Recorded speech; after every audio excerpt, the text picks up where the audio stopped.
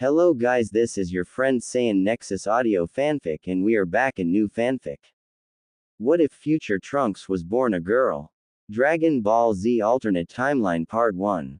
Content warning for identity crisis, but there won't be any gender dysphoria. This Trunks is female, a woman, and isn't trans, but she's also been forced to be male ping. As such, pronouns will be switched around depending on whose point of view we follow, and she will be misgendered a lot, and that's on purpose and by design, that's part of the plan. No ships, but plenty of unrequited crushes. This story will cover 5 major arcs: the Trunks arc, Android arc and Cell arc, which together are known as the Android Saga, as well as 2 extras that are secret winking face. Because English doesn't allow me to fully convey Keigo speech, nor am I great at conveying a certain level of formality in a language that's not my native one, I will be using honorifics in this fiction and use how characters address each other in Japanese rather than in the Western dubs, i.e. Bulma calls Goku Sun-kun, and Goku calls her Bulma-san. I won't be using any other Japanese words though, so no, baka, kasen, and so on in here. The Rocky formations weren't the same 20 years in the past, yet the coordinates matched. The air cut sound reached the time traveler's ears while practicing swordsmanship. Might as well get some katas in, keep the body busy, focused, and ease the stress caused by this strange, days-long anticipation. A fierce battle would take place here in a few hours, Trunks knew as much. And yet, despite the knowledge of how it would end, the halfling was anxious. Anticipation was the absolute worst feeling. The cyborgs could and would strike anywhere, at any time, everyone was on high alert at all times, and eventually, they became part of their routine. It wasn't the first hardship the planet had faced, but soon enough, the armed forces were decimated and nobody took down these monsters.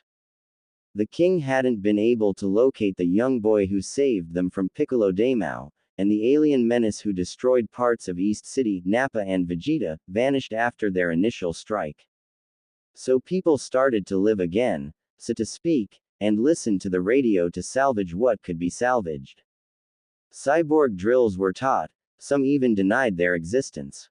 Bulma recollected how after a couple of months of unopposed terror, insurance companies and banks put cyborg-related clauses in their contracts. Then, it was for all sorts of warranties. Cyborg-related damages will not be covered. However, after a solid 10 years of this charade, the infrastructure damages were too much and society at large more or less collapsed. Earthlings went into survival mode. Trunks was used to survival mode. Always alert, little, irregular, restless sleep, always on the move, bunkers, rationing food, scavenging, dealing with militias, and rushing to the points of impact, helping people find shelter and hide, roaring them, freeing them from their prisons of concrete, waiting for Gohan to fight the monsters, so the surviving Earthlings could flee in relative safety. Sometimes they'd both arrive when the cyborgs were still enjoying the city, sometimes they were late and there was no one to save. The longer Gohan, and then Trunks, could hold them, keep them busy, keep them amused, the more people could evacuate and find shelter. The cat and mouse game was dreadful, and both Gohan and Trunks more or less managed to read the mood of the killing machines, and adjust their encounter strategies in consequence. Or try to, at least. Failure had meant the loss of a limb, and upon realization, Gohan decided to not risk his pupil's life the following encounter, at the cost of his own life. Trunks rubbed her eyes at the painful memory and tightened the grip on her sword. It just so happens that time travel wasn't exactly a peer-reviewed, reliable science. A trip to a city nearby, and a quick look at the news and weather reports confirmed her fears, and what her watch had told her, she'd arrived a couple of days early. So she had to purchase some supplies to set up camp. Leave it to Mother to plan for all possible outcomes, she mused as she paid with an old Zenny pre-charged card Bulma had given her. Not that they were of any use back home. The house now secured in a capsule had been perfect for the grim, silent and lonely wait. The convenience store meals lasted long enough for the few days she would be staying, so she didn't need to go back to the city after her initial scouting mission. Minimum interaction was Plan A. They had everything planned, up to and including a fairly acceptable way to hide her identity, if things turned wrong. The short hairstyle and a binder under her tank top should do the trick anyway. Surely, a spike of energy would attract the whole gang, and especially him. She hoped she could catch Goku alone after the fight she knew would happen right here, and leave unnoticed, but extra precaution was needed to protect her own existence. Always prepare Plan B, C, D and E. Plan A is always the best-case scenario that will not resist contact with reality, the wise and paranoid mantra spoken by Bulma echoed. Plan B was the reason why she had also sent the precious medicine to 3 different laboratories with a detailed genome of the virus. Plan C was the reason why she came equipped. Another swing of her sword against a ghost, and Trunks remembered why she'd kept her hair short, her chest bound. 18 had shown particular cruelty towards women, especially those with long beautiful hair, as hers never grew, and neither Gohan nor Bulma managed to discourage the halfling's desire to fight. Binding also had the grim benefit of keeping broken ribs in place, as long as it wasn't too tight, and it was easier to make, maintain and repair than find a proper bra in her era. She'd have to actually gender herself as male, however, and not let others assume as they usually did. Trunks never cared how people addressed her. If you have to fight and he sees you, a Super Saiyan woman, things will get ugly, Bulma had told her. Trunks was torn. On the one hand she hoped to see her father, a father she only knew of from her mother's sparse words and one lone, stolen picture. On the other hand, everything she knew about him screamed meeting him was a terrible idea, he would never accept her existence, let alone her existence as his child. She was explicitly told to not get her hopes up. The former was her heart's preference, despite the pain, and she'd practiced answering to masculine language and perfected her gait, just in case Plan A and B failed. Dread came upon her as she felt immense energies approaching, energies that should have been closely followed by another, friendlier and stronger one. The time hour wasn't exact either, but that might have been a detail lost in Bulma's memory. Trunks sheathed her sword and hid near rocky formations as she extended her awareness, and sensed the arrivals. She hadn't been the soul to notice the arrival of the Frieza force, as expected. A key in particular, much fainter than in her memories, strengthened her resolve.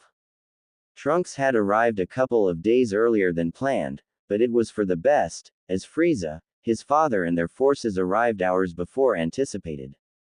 With no trace of Goku yet and not wanting to risk anyone's life, Trunks decides to take charge. Trunks could feel her mentor or at least a younger version of him and her mother's friends approach, then disappear. They'd lowered their ki so as to not be noticed by the aliens, and continued by foot. Bulma was also among them, but her ki couldn't be sensed, with all the different energies coming towards their location being much stronger. Trunks only knew what was going on their end because Bulma had told her the story once more before departing. The alien ship was in view and had started landing maneuvers. Trunks figured she'd put names and faces on the energies she felt at another time. And still no trace of Goku. Plan A looked more and more unlikely. Great. Trunks moved swiftly, keeping her own energy suppressed, and crouched as she observed the alien forces exit the ship. Bulma hadn't been able to describe to her what the tyrant looked like, but Gohan actually did, as he recounted the horrible week he'd spent on Namek. At the tender age of 5, one night he and Trunks were out foraging. Even without a description, the two aliens clearly acted in charge of the troops and were powerful enough to be identified. She heard some of the words spoken, carried by the wind, and a second later, acknowledgement from the troops. There was no way Trunks would let her unknowing allies, especially her mother, be endangered, let alone the rest of the planet should any of these monsters get to their destination. Certainly Vegeta could take care of the soldiers, but it was too risky, and he and the group could become Frieza's target if they revealed themselves. Son Goku-san should have been here, but he wasn't. To conduct whatever orders they received, the soldiers flew off, or at least began to. They didn't make it far, their slaughtered limbs promptly falling back on what was now the battlefield. The metallic sound of the tip of the sword scratching the rocks underneath drew the remaining soldiers, Frieza's and King Cold's eyes on the Earthling that was the cause of the carnage.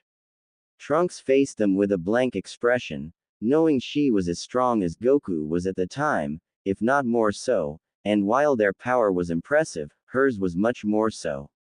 For once, it was a one-sided fight in her favor. You must be Frieza, Trunks affirmed with a cold, wary, unflinching stare. Oh, so even in such a remote world, my reputation precedes me. How fortunate, the tyrant mocked with a smile. I'm here to kill you, was the restrained response. You all die right here, right now. Frieza never responded well to threats, and promptly gave the command. A blast flew towards the Earthling, but it was deviated, and the owner of the weapon didn't survive long enough to feel his back break on the ship's body. The punch had broken through the fish-like soldier bones with ease. Trunks looked at her bloodied knuckles a brief instant, and a heartbeat later, the rest of the soldiers who had charged met a similar fate. She didn't care to hear Frieza and Cold compliment her strength, for an Earthling. You're next. Listen, and listen well, she smeared the blood of her knuckles with her trembling fingers. Unlike Son Goku-san, I will show you no mercy. If you attack me, it better be with all your might. Son Goku, is that the name of the Saiyan? Yes, Papa, Frieza answered his father with malice. Torturing and ending this planet's inhabitants while waiting for the arrival of the Super Saiyan will keep me busy for a couple of hours, and he'll return to a dead homeworld. I'll start with you, since you're so kind to present yourself as the first volunteer dead man. He'll suffer last. A miscalculation, Trunks cut with a confident smile. Oh, believe me, I am more than capable of purging a planet in such a short period of time. Oh, not that, Trunks corrected the information, but didn't care to correct the man part. Good, her cover worked.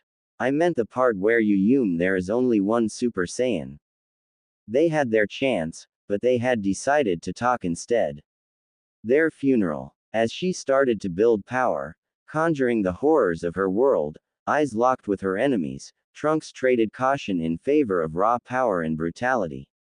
She could almost feel the fear in Frieza's eyes, the memory of his battle with Son Goku on Namek plaguing his mind as her pupils disappeared, her iris changed from blue to teal, her hair rose, and the golden aura surrounded her body.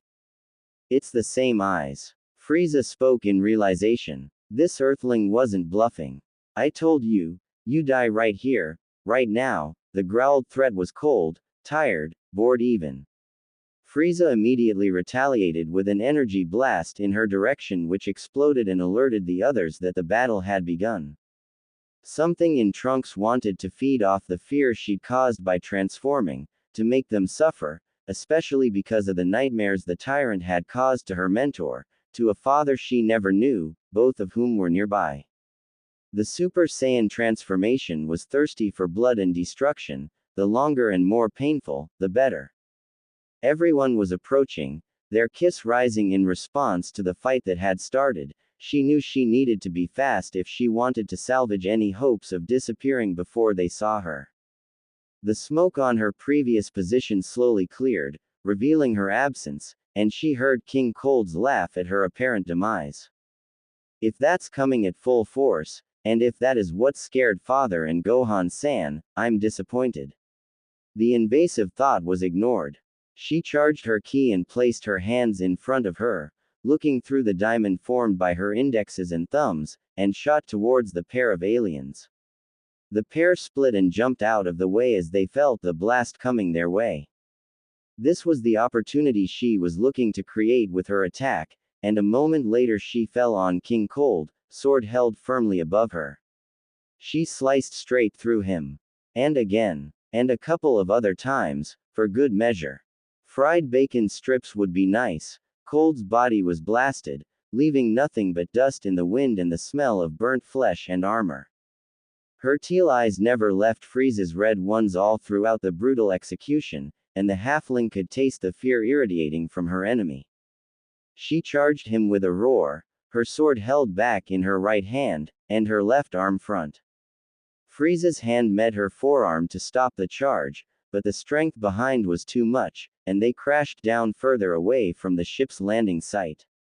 The force of impact created one of those all too common craters she and Gohan had made when they'd been on the receiving end of a similar alt. Frieza tried to push away, but the struggle was cut short as the metal stabbed right through his neck, impaling on the ground. "Who?" he gargled in agony. As the grip on her forearm loosened and life left the tyrant, with wide-open eyes, Trunks knew it was over. With the regards of Prince Vegeta's daughter, she whispered a parting and oh-so-satisfying message, and cut through and through to separate the head from the body. Trunks leapt off and blasted the remains with her left hand, just in case, and gave the same treatment to the spaceship. Just in case. Destroying things scratched the Super Saiyan desire for violence itch, but it was far from enough. The time traveler contemplated the result of her actions an instant, her mind slowly focusing on things that weren't the immediate threat, doing her best to shut down the desire for more. She took some distance from the field and landed on a slightly higher stone formation in the middle of the smoke and dust winds. Something slipped through the cracks, she was certain. "Dad." She turned to the voice, a small child's voice who was coming running towards her position, clouded by the smoke and dust lifted by the destruction of the Frieza Force mothership. "Ah, that fell through the cracks. Plan A, you'll be missed." Trunks looked at the silhouette of the child coming her way, the child that would become her mentor, confident, closest friend, the child that was running towards him with tears in his eyes and arms wide open, and who leapt against her without restraint. Trunks didn't hear Gohan's cries of joy, how he'd missed his father, but the sudden contact, the kindness and warmth made the transformation vanish from the teen. Gohan realized quickly that this person wasn't his father and jumped off in horror. "You're not my father, mister," he confirmed in a dreadful whisper and took a step back, a sudden realization hitting him. Gohan didn't know this person, and this person was armed and powerful. Trunks put a knee on the ground to be at the child's level, bloodied sword lowered, and smiled softly. "No, I am sorry, but he will be here soon." She tried to comfort this boy she knew was what 7. The blood on her hands and weapon weren't exactly roaring, but her tone and intent rang true. Their short-lived conversation was interrupted by a man's voice. "Get away from him." She looked up at the rest who landed behind Gohan, thankfully just late enough to have missed the boy's faux pas hug. Of course Gohan had shot up first when the Super Saiyan signature ki erupted. And of course, the short bald man in orange GI with monk markings on his forehead was the one with the bravado to order her to leave Gohan alone. Trunks gave the boy a last glance, then stood and took a step back, pulling a handkerchief from her pants pocket to wipe off the blood from her weapon and sheath it, making a point to show herself as little intimidating as possible. The fight was over and she was an ally of sorts. While she was wiping her hands off with the tissue, she took a moment to look at the group of people that were now in clear view. The dust and smoke had settled down. Closest to her was Gohan, in what she recognized was a Frieza soldier armor and the messy, sun, hair, longer than in her memories. Krillin, the bald short man, Goku's closest friend, the man whose death caused the Saiyan's ascension to begin with. Yamcha, sporting a similar GI and a scar, whom Bulma spoke of in contradicting statements.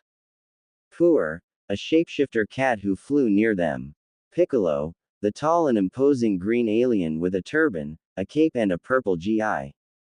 Chaozu and Tenshinhan, two former tournament rivals of Goku's, something about different schools, with strange psychic abilities for the former, and grand martial arts prowess and a third eye for the latter.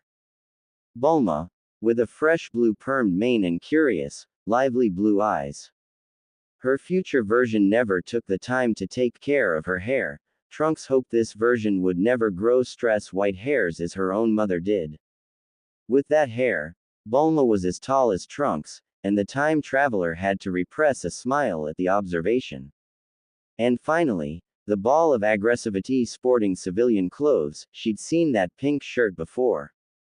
Spiky, flame-like hair, a scowl she often saw in the mirror, tense muscles.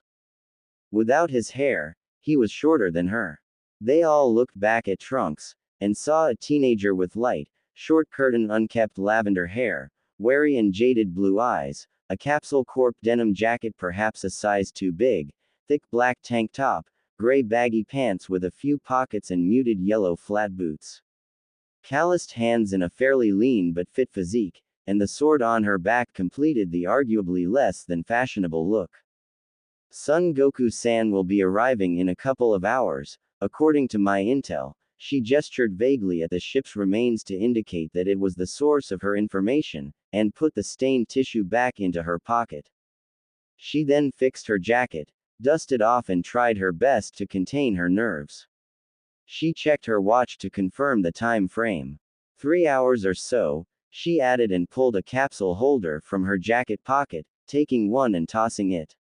Yamcha warned his friends about something dangerous being used, but once the poof cleared, the mini fridge Thankx had originally packed for the trip threatened no one. She knelt to it, opened it and grabbed a can, then moved aside. Please help yourselves, if you intend on waiting here with me, she invited with as much warmth as she could, and opened her cold coffee. It was the middle of August, after all. Bulma accepted the offer, approaching and commenting on the model. Gohan accepted as well, and picked a fruit juice he'd never seen before. Krillin gave in to the thirst seeing Bulma and Gohan state how delicious the drinks were. Thank's eyes lingered on the young versions of her mother and mentor while they took their drink and enjoyed it. Have we met before? You look familiar, Bulma commented with a pointed look to the jacket, and Thankx slightly shook her head to deny. We haven't. This was a gift. She left it at that, but of course, one question led to another. So, you know my father, Mr. Gohan was such an innocent child. Thankx made a little negative sound. I only heard a lot about him, she briefly clarified. And you were a Super Saiyan when you killed Frieza and the other big one, right? An innocent but perceptive and straight to the point child. Plan B was on the chopping blocks. Or was it Plan C? I was. Thankx confirmed but gave no explanation. Stop pretending. Vegeta of course loathed the idea of another Super Saiyan that wasn't him, as expected, and especially one he didn't know about. Only 4 of us survived the destruction of our planet, and out of those, 2 are dead. Kakarot, myself, and this half-breed here are the last with our blood. You can't be a Saiyan. Who are you? And where did you get that power? Thankx took a minute. She wouldn't dare interrupting the man. Vegeta may not have been done with his questions, and despite his rough words, she could see others wanted to hear an answer. So she braced herself. I'm afraid I cannot disclose this information, yet. My apologies, Vegeta-san. She added, tilting her head to emphasize the apology. Not that it would soothe the past version of her father, who was unfazed by her knowledge of his name. He was going to press the issue, of course. The hell you are, all Saiyans have black hair and eyes, the prince growled. There was nothing she could say that wouldn't come out as a blatant lie, and everyone would pick up on it. She broke eye contact and looked away, unable to comment. But he did transform and won easily, Gohan defended when Thankx didn't respond. The others nodded. That mystery would remain a secret as long as it could. I'm calling the brat a liar, not a weakling, Vegeta spat out with disdain. Bulma changed the topic to one that's less contentious, or so she hoped. So who are you, actually, what's your name? You look pretty young, too. Thankx felt color blush her cheeks, the same colors she had when her mother interrogated her on her whereabouts when she sneaked out at night. Her fingers trembled a little, so she gripped her can slightly more firmly.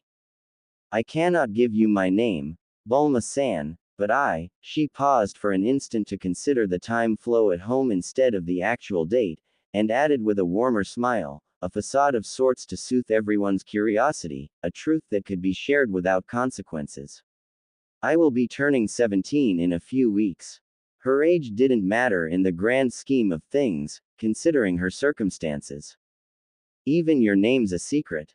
Yamcha asked incredulously, but Bulma just shooed him off. Cut the kid some slack, Yamcha. He just saved us all and the planet. Let him be secretive if he wants. Stop putting him in the spotlight like that, and she winked at Trunks with mischief and familiarity. Trunks was thankful for the help, but it wasn't worded. Too much social activity in too little time, and the fight hadn't been satisfying. Darkness was clawing at her soul. Tenshinhan and Chaozu also commented on the weirdness of keeping a simple thing such as a name a secret, especially as the teenager seemed to know who they were. Trunks was worried. If her mentor and mother didn't see through the binding and body language, everyone else would follow, and her presence at this time wouldn't disrupt much of anything. Everyone went on to catch up with each other. It seemed some of them hadn't seen each other in a few months. She dropped herself on a rock with a sigh of relief, to wait for Son Goku's arrival. Once sitting, she patted her pockets looking for something and idly listening to what she could hear.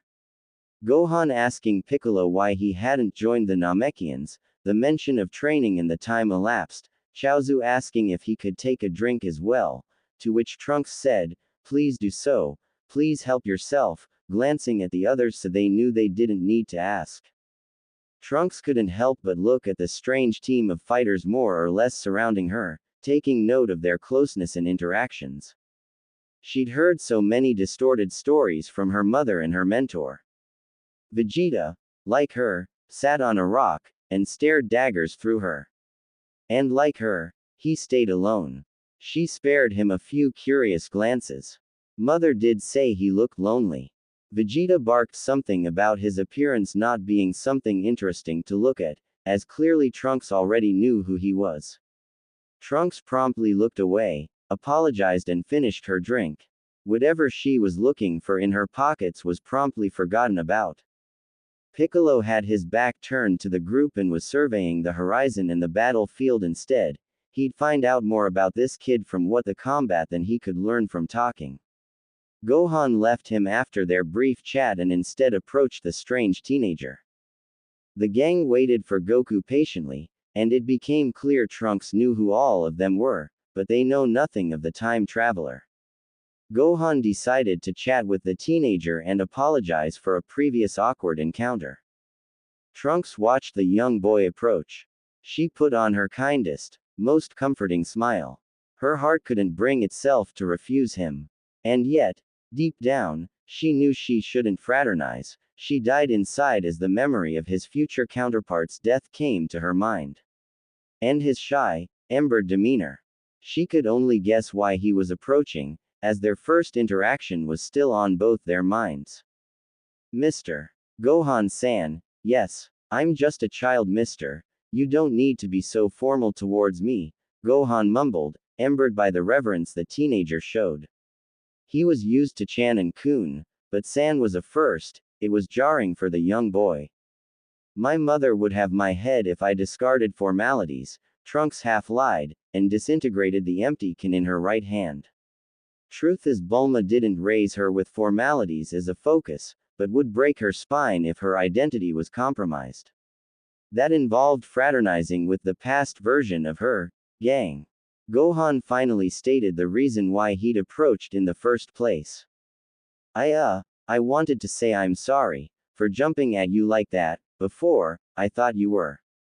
The boy was tactful. He spoke in hushed tones and didn't gesture to attract the other's attention, but he was as red as a tomato. He kept his eyes down. The shame from his first encounter with the teenager dawned on him. There's nothing to apologize for, damn it all. Trunks let out a breath and pushed herself off the rock, and took a knee to be at his level, hoping to catch his eyes and attention. just like his future counterpart used to do. Gohan missed his dad, a lot, enough so that the Super Saiyan aura and ki was enough to convince the boy to throw caution away and leap into the person he believed was his dad. And there's nothing wrong or dishonorable with missing your father, she added in a whisper when he raised his wet eyes to meet hers. He nodded and rubbed his eyes to chase away the emberment of their awkward meeting. All right, Gohan affirmed, he understood the message. You've heard about us, then. That's how you know our names. He needed confirmation, which Trunks gave with a nod. She ended up sitting back against the rock, on the ground, and invited Gohan to sit nearby so they could continue their conversation. The sword between her back and the rock didn't bother her. Gohan sat close with his drink as she explained. That is correct. I heard about all of you, actually, Yamcha-san, Krillin-san, Bulma-san, Piccolo-san, Tenshinhan-san, Chaozu-san, she said with a slight head gesture towards every individual as she mentioned them by name, her eyes traveling, and ended with the one closest to her, with a soft, melancholic look in her eyes, and you, Son Gohan-san, the son of Son Goku-san and Chi-Chi-san. She ignored Puer. She knew who the cat shapeshifter was, but disclosing that would be perhaps a little too much insider knowledge. She also didn't mention Vegeta-san, as pronouncing his name might summon him. She'd already addressed him by name. All of them participated in a world martial arts tournament, and Bulma-san's corporation is famous, she said, showing her jacket, and looked around again. It wasn't how she learned their names, but it's partially how Bulma learned many of those names and how she fed on the knowledge to her. Oh, so, you're a martial artist too then? The boy asked with interest. He knew his father's friends were strong, but he didn't know they all participated in the tournament. Gohan only really knew that was how their parents met and how Krillin and Goku became best friends. Goku wasn't the kind to tell stories of his past to his toddler son, after all. In a way, I guess. We don't really do martial arts where I come from. I just fight. Her fingers trembled on her legs, and she grabbed at the fabric. Your hands, are you okay, mister? Discover more. Fiction book recommendations. Story writing prompts. Book club memberships. Writing competition platform. You needn't worry, I am just excited to be in everyone's presence and to meet your father. She breathed in and out to calm down, and showed she was okay with a slight smirk. She had half lied again. Her trembling fingers were also a sign of stress, and she had abandoned the idea of indulging in another stress relief habit, at least for as long as she was surrounded by these people. Wait, you didn't come here to fight my dad, did you? Gohan didn't want his dad to fight again, and risk his life upon arrival. The sudden worry and despair broke his voice and Piccolo's ear twitched. Considering how quickly the teenager disposed of Frieza and King Cold, and how strong Gohan knew his father was, such a fight could turn ugly. No, Trunks laughed nervously. Well, I might request a friendly spar, she corrected with a little haste, truth is her blood still boiled. But no, I came to talk to him, first and foremost. I won't hurt him. She raised her hands to display honesty, but Gohan doubted. He extended his closed hand with his pinky finger out with a serious face, and Trunks observed. That brings memories, she realized, turned to face the child, and matched the gesture, linking their pinkies to seal the promise. They talked for a little while of other miscellaneous superficial subjects, and even drew on the dust with a twig, taking turns. Bulma and Krillin were especially attentive at the scene, even if they didn't hear their hushes. Both agreed they were basically children, even if the older one had seemingly been forced to mature fast. The Capsule Corp heiress mentioned how the sleeves of the teen's jacket were a little too long. The shoulder a little too wide. She even noted the deep pool of loneliness behind those blue eyes. She mentioned some similarities with Vegeta, which were denied by the monk who compared their vibes. Krillin, and unbeknownst to him, Piccolo as well, had kept alert when Gohan approached the fighter, just in case, but they relaxed when both came to the conclusion they seemed to be playing by the end of it. Gohan left the time traveler alone to chat with the others, and Trunks sat back on the rock, after dusting her pants. She pulled her right leg against her and locked her fingers on her tibia, waiting patiently for the time to fly by. Her hands would stop trying to find the item in her pockets, this way. She glanced back at Vegeta, who had observed the previous interaction with disdain. Trunks recalled her mother telling him Vegeta was a proud man with an obsession to catch up to Kakarot, Goku's Saiyan name. The prince's distaste for Gohan was inherited, according to what her mentor told her of their interactions when she'd asked him to know more about her father. Gohan had described the Prince of all Saiyans as a reluctant ally to her when she was a preteen, and now Trunks understood the weight of those words. Vegeta didn't act on his wrath, the brat's power outclassed his and it only increased his rage, but he made sure Trunks felt it, and Trunks was intimidated. So instead she looked at Piccolo. She couldn't be faulted for staring at the green alien man, who was so different from everyone else, so if asked she could hide her reasoning behind curiosity. It wasn't exactly untrue, either way. Gohan had told her of his training with him at age 4, or at least what he remembered, how he sacrificed himself when Vegeta's companion was about to kill him, how they fought together on Namek and Frieza almost killed the both of them.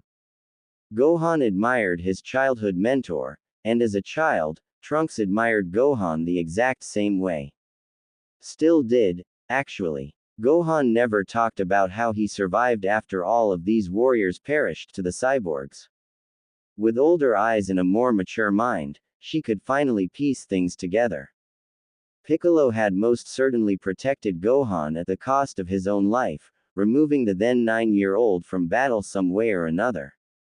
And Gohan did the same for her, almost 15 years later.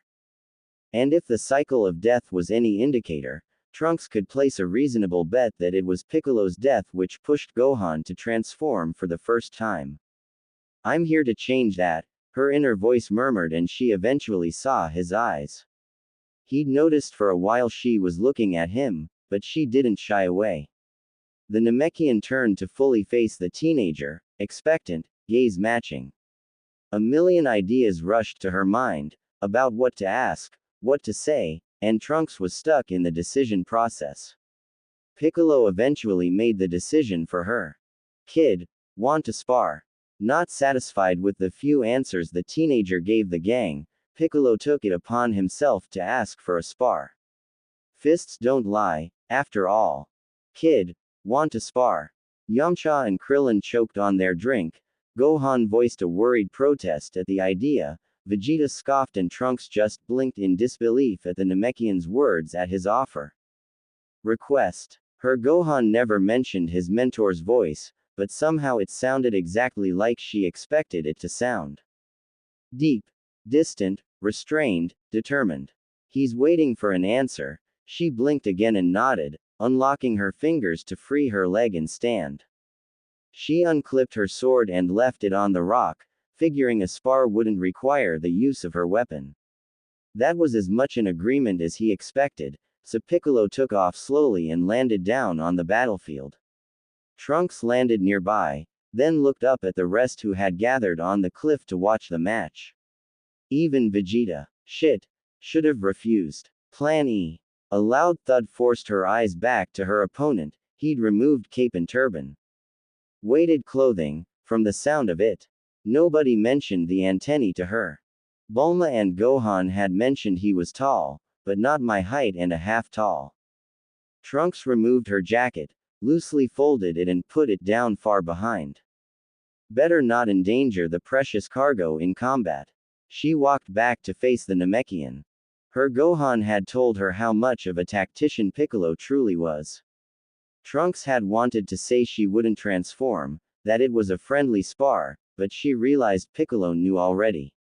All encompassed in the definition of spar, in a way, and his key was kept low. The green alien's stance was almost at 90 degrees, feet firmly on the ground, weight on both, arms in guard with little openings. A silent understanding was met, and she matched with a low boxing guard of her own. Since he was the one who offered, Piccolo shifted his weight back, and then front to charge, right fist closed and aiming straight to the head. Trunks ducked and struck to return the favor, but her right fist met the other's open hand instead of his stomach. Since she was in his guard, he brought down his elbow to strike her down, and she quickly lifted her left forearm to block the blow. They pushed each other off and guarded again. "Seems you're not just all brute strength," Piccolo commented, and shook his left hand, the hand that had blocked her fist, to let the other know he'd felt that. Trunks made a similar move, turning her left forearm to move the muscles that soaked the Namekian's elbow. That kinda stung, even if she'd broken that arm more than a couple of times before. "You flatter me, Piccolo-san." Trunks somewhat appreciated the praise, but knew it was not deserved, and the tone conveyed she truly dismissed it. Like she'd told Gohan earlier, she wasn't a martial artist, and her technique wasn't refined. She could only really hold her own, tactically speaking, because she was smaller and faster. It was her turn to attack first, rushing forward, right hand held back, left forearm forward. Piccolo anticipated, planted his feet and crossed his forearms in front of him to soak her incoming fist. He uncrossed before she could follow up with her other hand, breaking the lock and forcing her arm up with the momentum. That opened her flawed guard, and he kneed through it, hard. Trunks was pushed up back flying. She only stopped when she flipped to land on her feet and hands instead of straight up on her back against the cliff. That hit sucked the air out of her. She rose up, tapped her hands to dust off and charged again. They continued trading blows while the others observed. The initial worry Gohan had expressed was put to ease. Bulma complained about not being able to see it all, so Yamcha gave her a sort of translation description of what he saw and felt. They were a solid 30 meters above the action, too, so while they were slow enough to follow with their eyes, it was simply too far for the capsule crop genius to make up the details. Yamcha's arm around her waist reared her as she leaned to try and look. "I didn't hear them agree on terms," Krillin said, squinting his eyes so he could see as well as feel. Gohan confirmed he didn't, either. "Is it first blood?" Their ki and stances did the talking. Tenshinhan answered the how, but not the what. He knew how Piccolo fought, after their time on King Kai's planet, so he focused on this mysterious savior instead. "Well, he's giving Piccolo a run for his mouth without using that Super Saiyan transformation," Krillin observed. "He's strong too, look at that pushback." Gohan added with a nod, "Piccolo-san is not holding back. The mister is faster though." Naturally the boy paid more attention to his master than to the stranger, but he tried to learn something from the fight. "He's also able to get past Piccolo-san's guard often." Tenshinhan partially agreed with what Gohan observed, but he saw many flaws in the teenager's positioning. He left himself open on many occasions, and Piccolo seized the opportunity when possible. The kid's speed was what saved him from many direct hits, but after a few other exchanges, Tenshinhan realized the hits didn't even register on the boy's demeanor. So the kid moved down when Piccolo tried to aim for his head, and he tried to punch up but Piccolo blocked. Yamcha explained to Bulma and eyed the other fighters observing the fight and asked, "He's quite lean too, don't you think?" "No. His muscles are well defined, he just has a small frame," Chaozu corrected. "He had the best eyesight of them all." He looked at Tenshinhan, who confirmed his observation with a brief glance. Kid went into Piccolo's guard but he kneed him out. Yamcha winced, he knew that was a painful hit. That or puberty hasn't hit yet. And he stands right back up like nothing, damn. Vegeta frowned. The stupid comments from useless weaklings bothered him almost as much as the pathetic fight he was watching. Yes, the teenager had a smaller build, one similar to Frieza's, Gisa's, or even his own. But that brat didn't make use of it at all, and it was infuriating. Fighting as equals with the Namekian, who was taller than Nappa, made no goddamn sense. This kid obviously had also achieved the legendary Super Saiyan, but went easy on the Namekian on purpose, or lacked technique and compensated with raw talent. Either option was unforgivable in the eyes of the Saiyan Prince. PFF'd. A friendly spar, useless bullshit. So he tried to make Piccolo lose his balance by sweeping his legs, but Piccolo avoided that, and he punished the open guard with a kick. Yamcha continued for Bulma's benefit. Well, he's resilient, I think. He doesn't hit as often, but those punches seem painful. Tenshinhan was coming around to have the same observations Vegeta had, but with a different approach. Piccolo hadn't avoided the leg swipe, the kid was just not close enough. This kid, who fought and killed Frieza and his father in an instant, seemingly had no martial arts training per se. He tanked Piccolo's blows like they were nothing when he couldn't block or dodge them. Piccolo had set up the fight to get to know this mysterious kid. Why talk when fists, stances, and eyes didn't lie? This kid could wipe the floor with him, as evidenced by the state of the battlefield in which they were sparring. Trunks eventually realized that had been the goal all along. She remembered how he'd been looking at the result of her fight against Frieza, and now it made sense why he'd asked for a spar. The spar also brought some memories from the ones she had while training with her Gohan, and her paranoid mind started to consider whether he'd recognize some of Gohan's fighting style in her. Piccolo kind of trained me by proxy, actually. He can't know. The distraction slowed the halfling enough for Piccolo's double hammer punch to land on her back.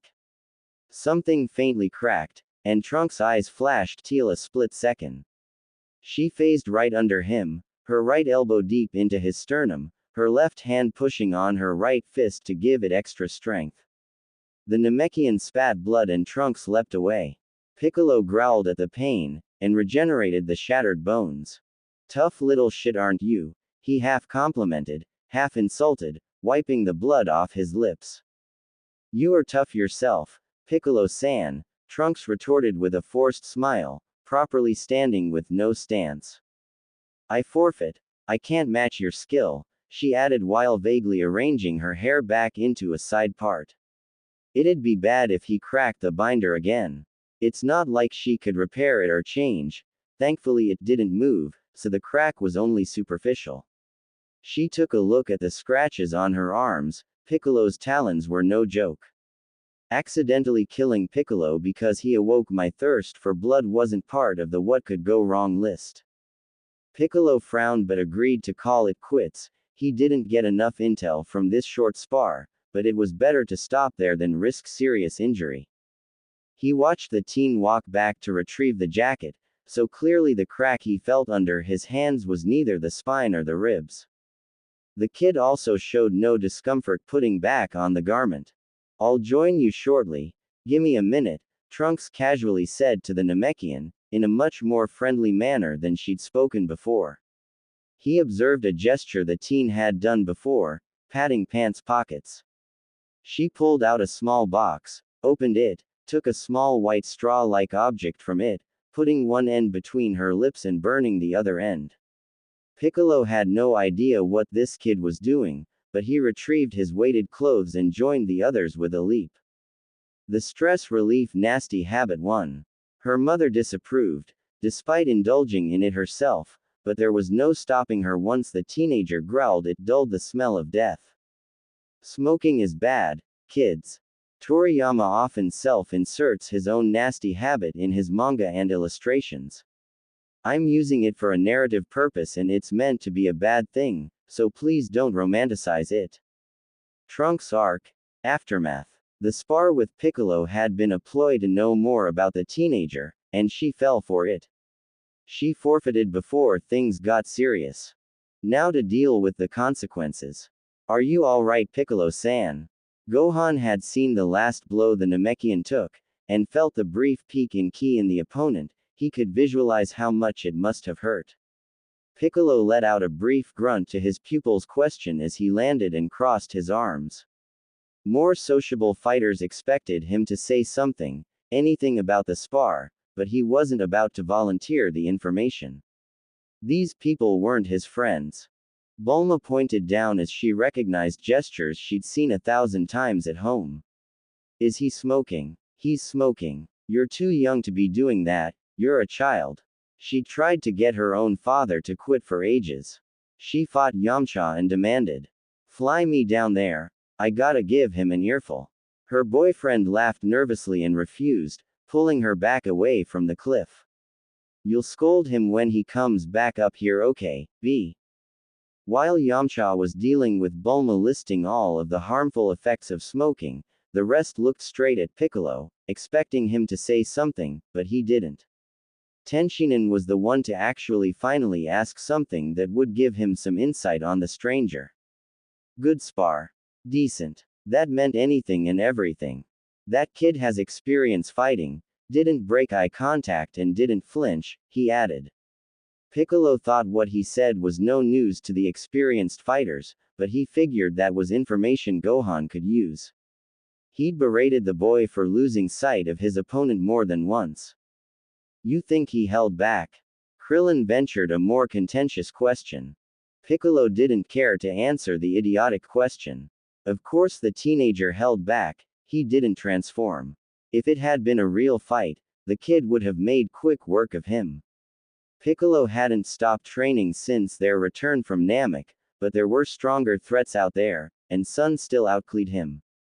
If anything, that little spar assured him that training was not wasted.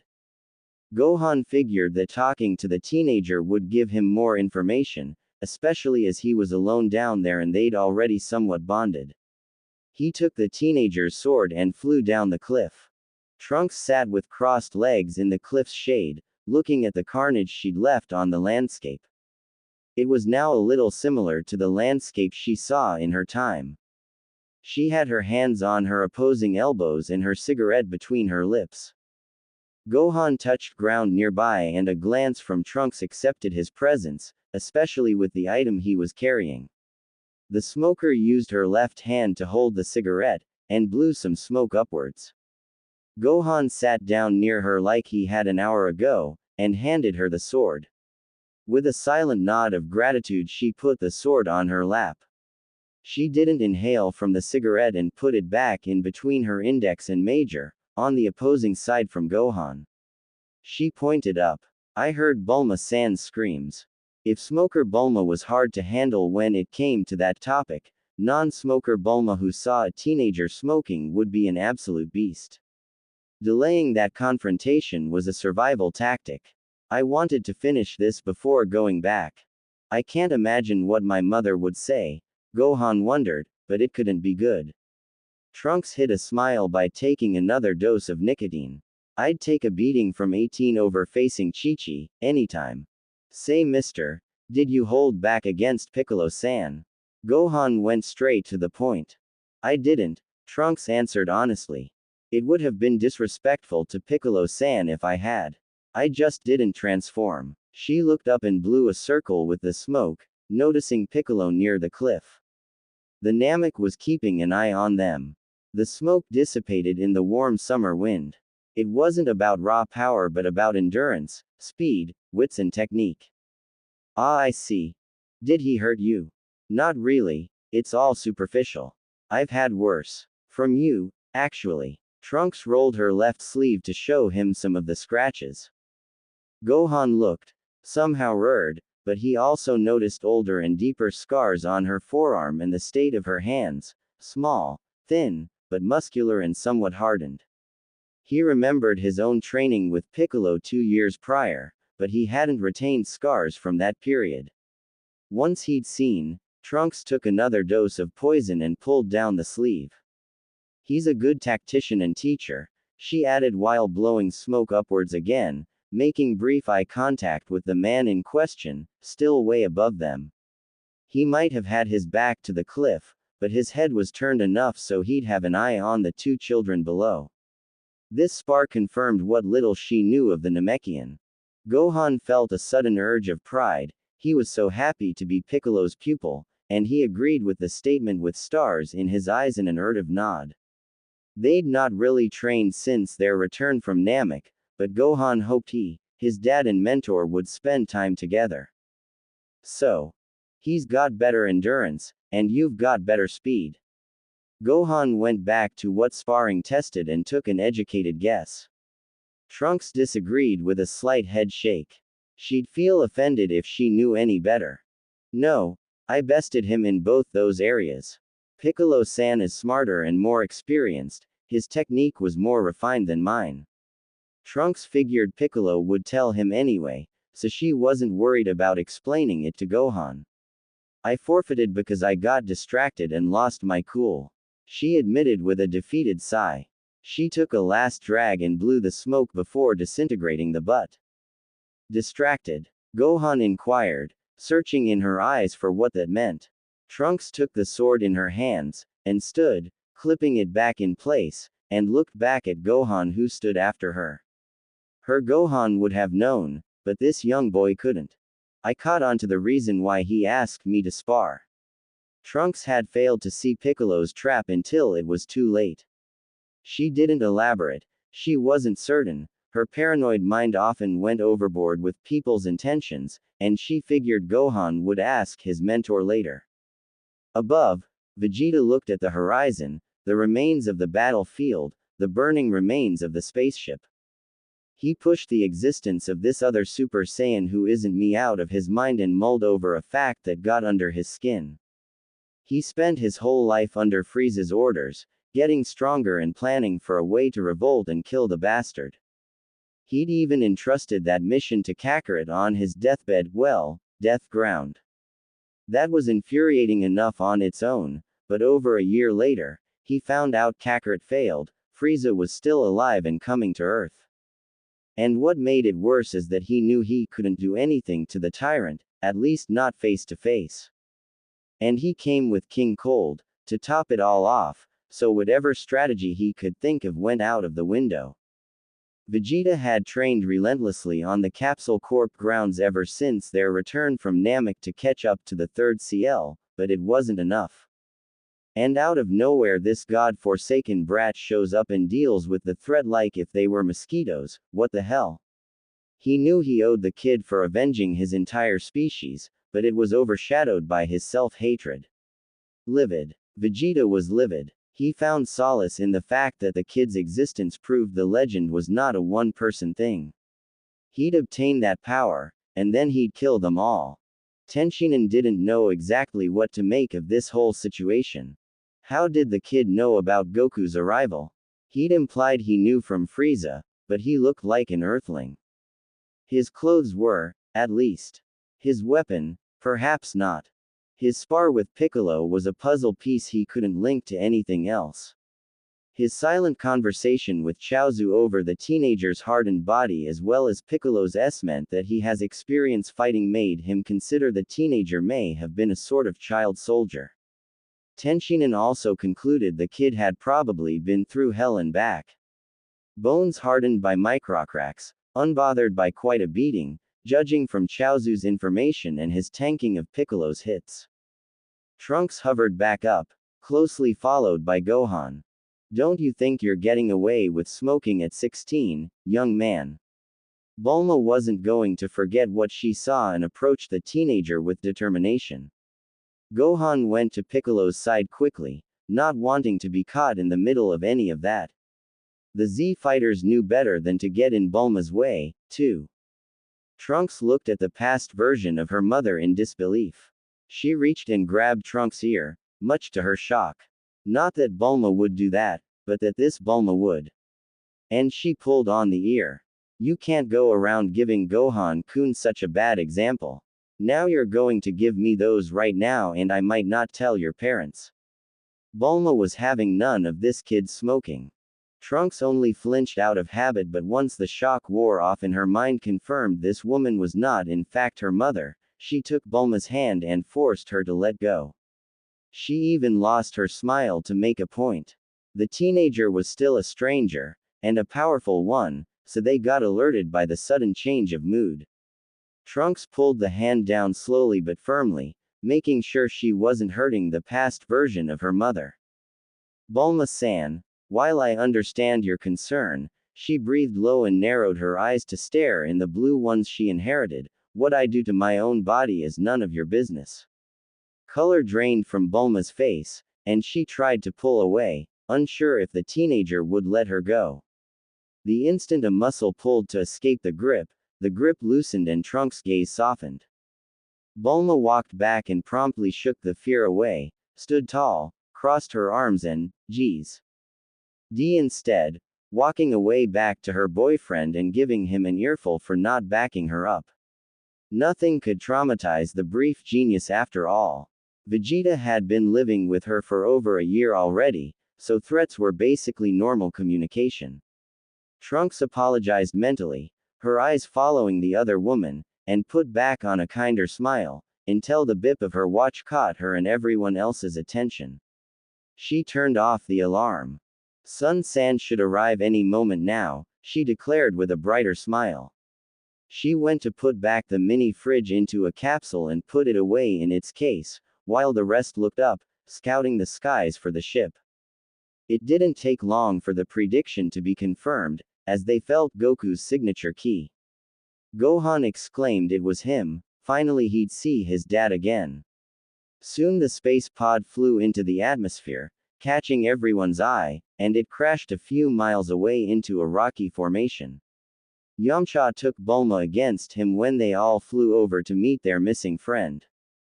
Everyone landed by the crater, cheering as the pod opened to reveal the returning hero, who looked surprised to see them all here when he heard them. He hoovered over to them with a curious face. How did he know I was gonna land here? Goku asked before landing, and his eyes set on the new face he'd never seen before. Who's this? How did he know I'd arrive here? Goku was curious as he landed close to his friends, sporting the Yardrite outfit he'd been given before his trip. Gohan didn't contain his excitement and jumped to his arms to hug him tight. He kept quiet while the adults talked, and Goku rubbed his hair to let his son he'd missed him as well. This kid told us. Bulma had a head tilt to indicate Trunks who stood near her. Their previous altercation had been forgiven. You don't know him. We thought you'd met in space or something, Sun-kun. Goku looked up and down the teenager, then shook his head no. I mean Frieza discovered my ship and my destination, so he rushed over by the way, who dealt with him and that other guy. Was pretty powerful, I felt it. Piccolo. Vegeta. Vegeta growled in displeasure. Kakarot had just arrived and he was already getting on his nerves by pointing out his weakness.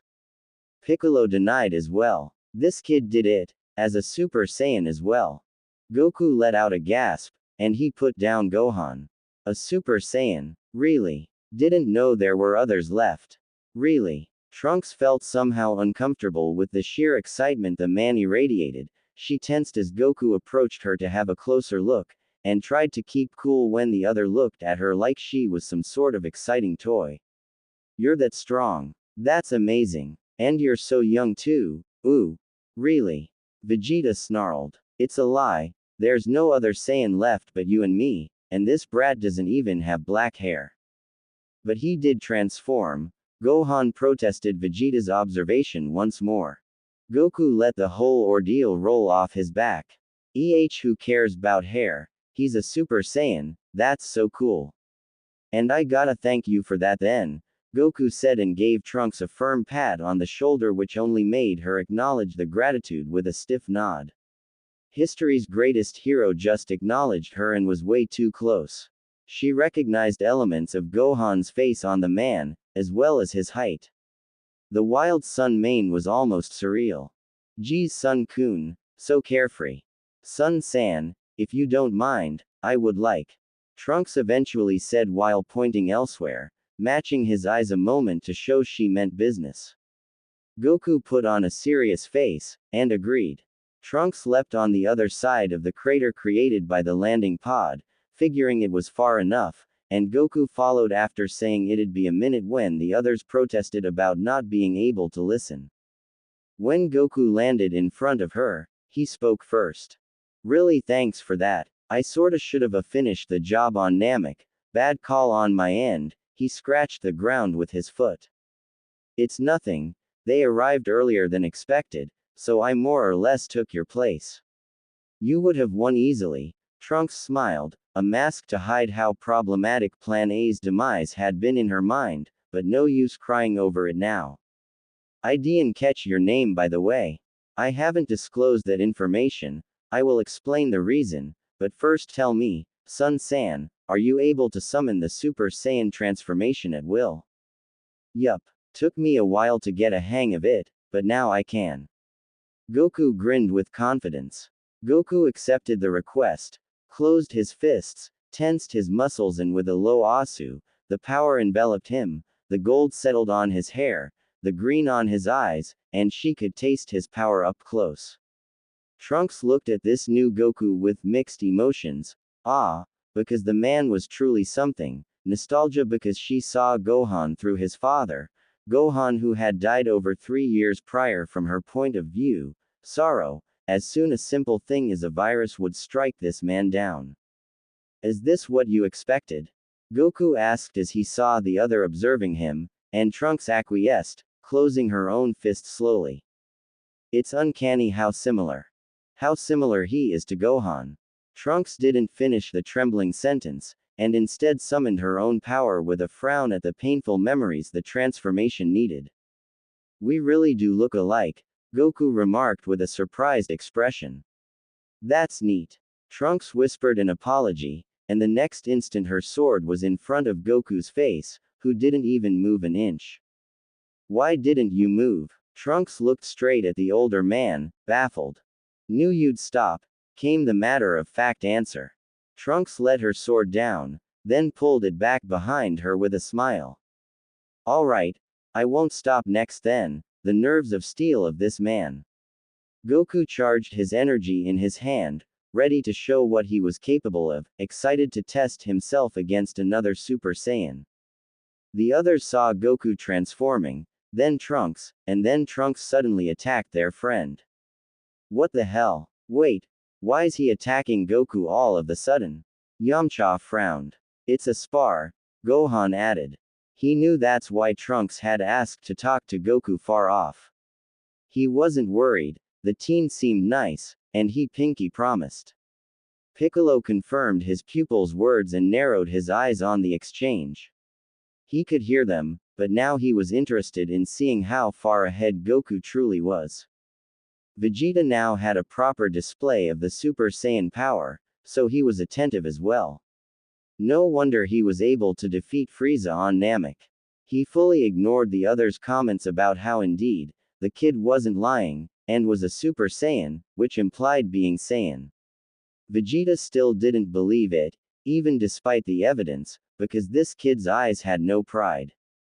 They all observed the short spar, Trunks trying to slice off Goku, and Goku deviating, blocking or controlling every hit with only one hand. He even stopped the blade between his index and thumb, and held still while Trunks hovered, aura flaming. The teenager jumped back and sheathed her sword. She closed her eyes a moment to force the transformation to fade. Her instinct craved more, but this was neither the time nor the place. You are truly amazing, Sun-san. I know you weren't really trying, Goku retorted while he let his own aura fade away. Thank you for humoring me. I now understand why your absence was such a strain.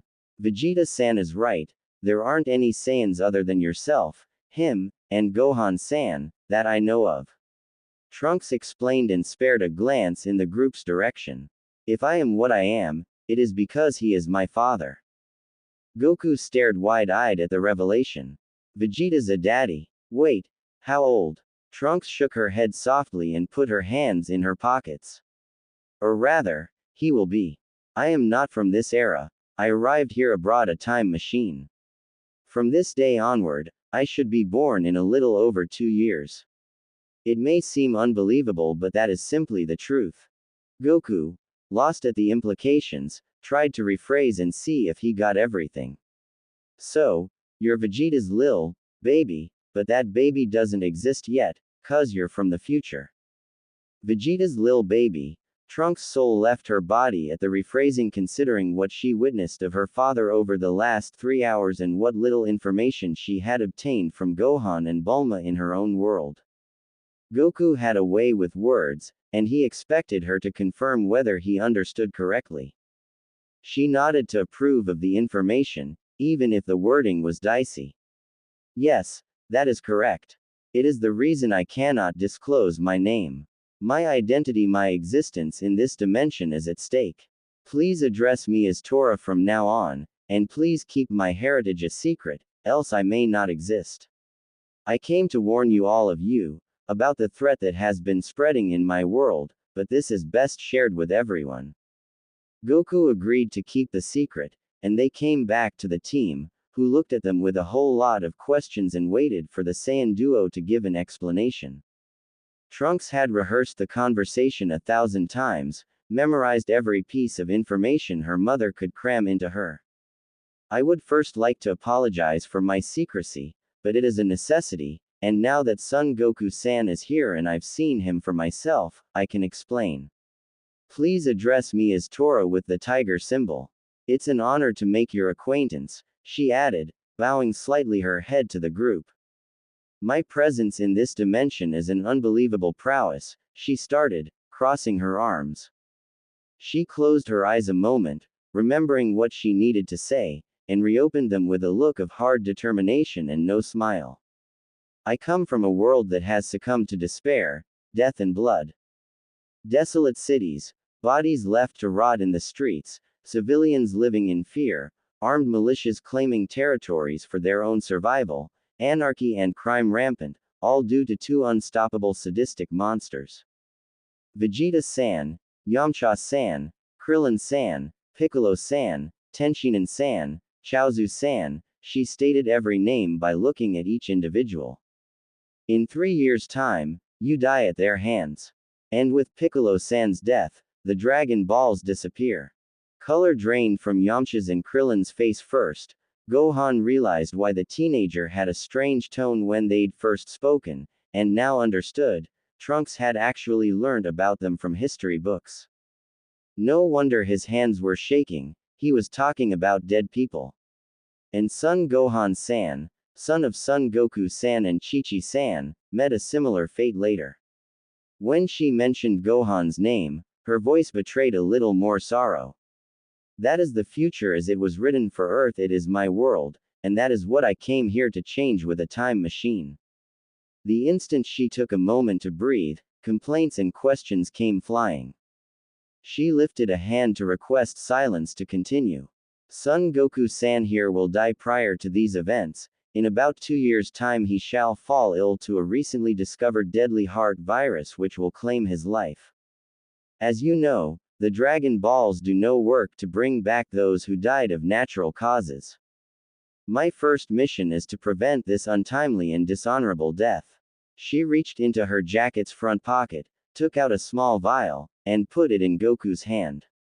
The cure was found in my world long after your ping, Son-san, so please take it when the first symptoms appear. I have also sent the genome as well as a dose of this cure to several laboratories. Just in case. Goku looked at the little GL-like vial with a beaming face. He'd get to face these powerful foes, after all. So what are these monsters? Aliens? Krillin asked, hastily. The news of his death, a permanent one, worried him. Trunks looked at him, perhaps a little too harshly, and he gulped and apologized for the interruption. These soulless killers are man-made creations, artificial humans designed by a scientist part of the Red Ribbon Army. The scientist survived Sun San's destruction of the army and sought, or rather is currently seeking revenge. The cyborgs promptly disposed of him once activated. Whenever I found them, I faced them and only survived because they found me entertaining. They're just too strong. They never tire, never sleep. She exclaimed with rage, fists closed tight, then breathed in and out to calm down. May 12, 767, an island about 10 kilometers southwest of South City, at 10 in the morning, is the first documented carnage. A pin could drop in a mile radius and it'd be heard.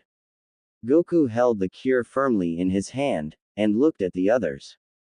Gotta train hard for 3 years then, he said, excited for the challenge. Wait, hear me out. I've got a better idea that will save us the trouble. Bulma clapped her hands. So we gather the Dragon Balls, ask Shenron who this scientist is, have a talk with him, and save ourselves the trouble. Krillin and Yamcha lit up from their gloom expression, agreeing with the idea.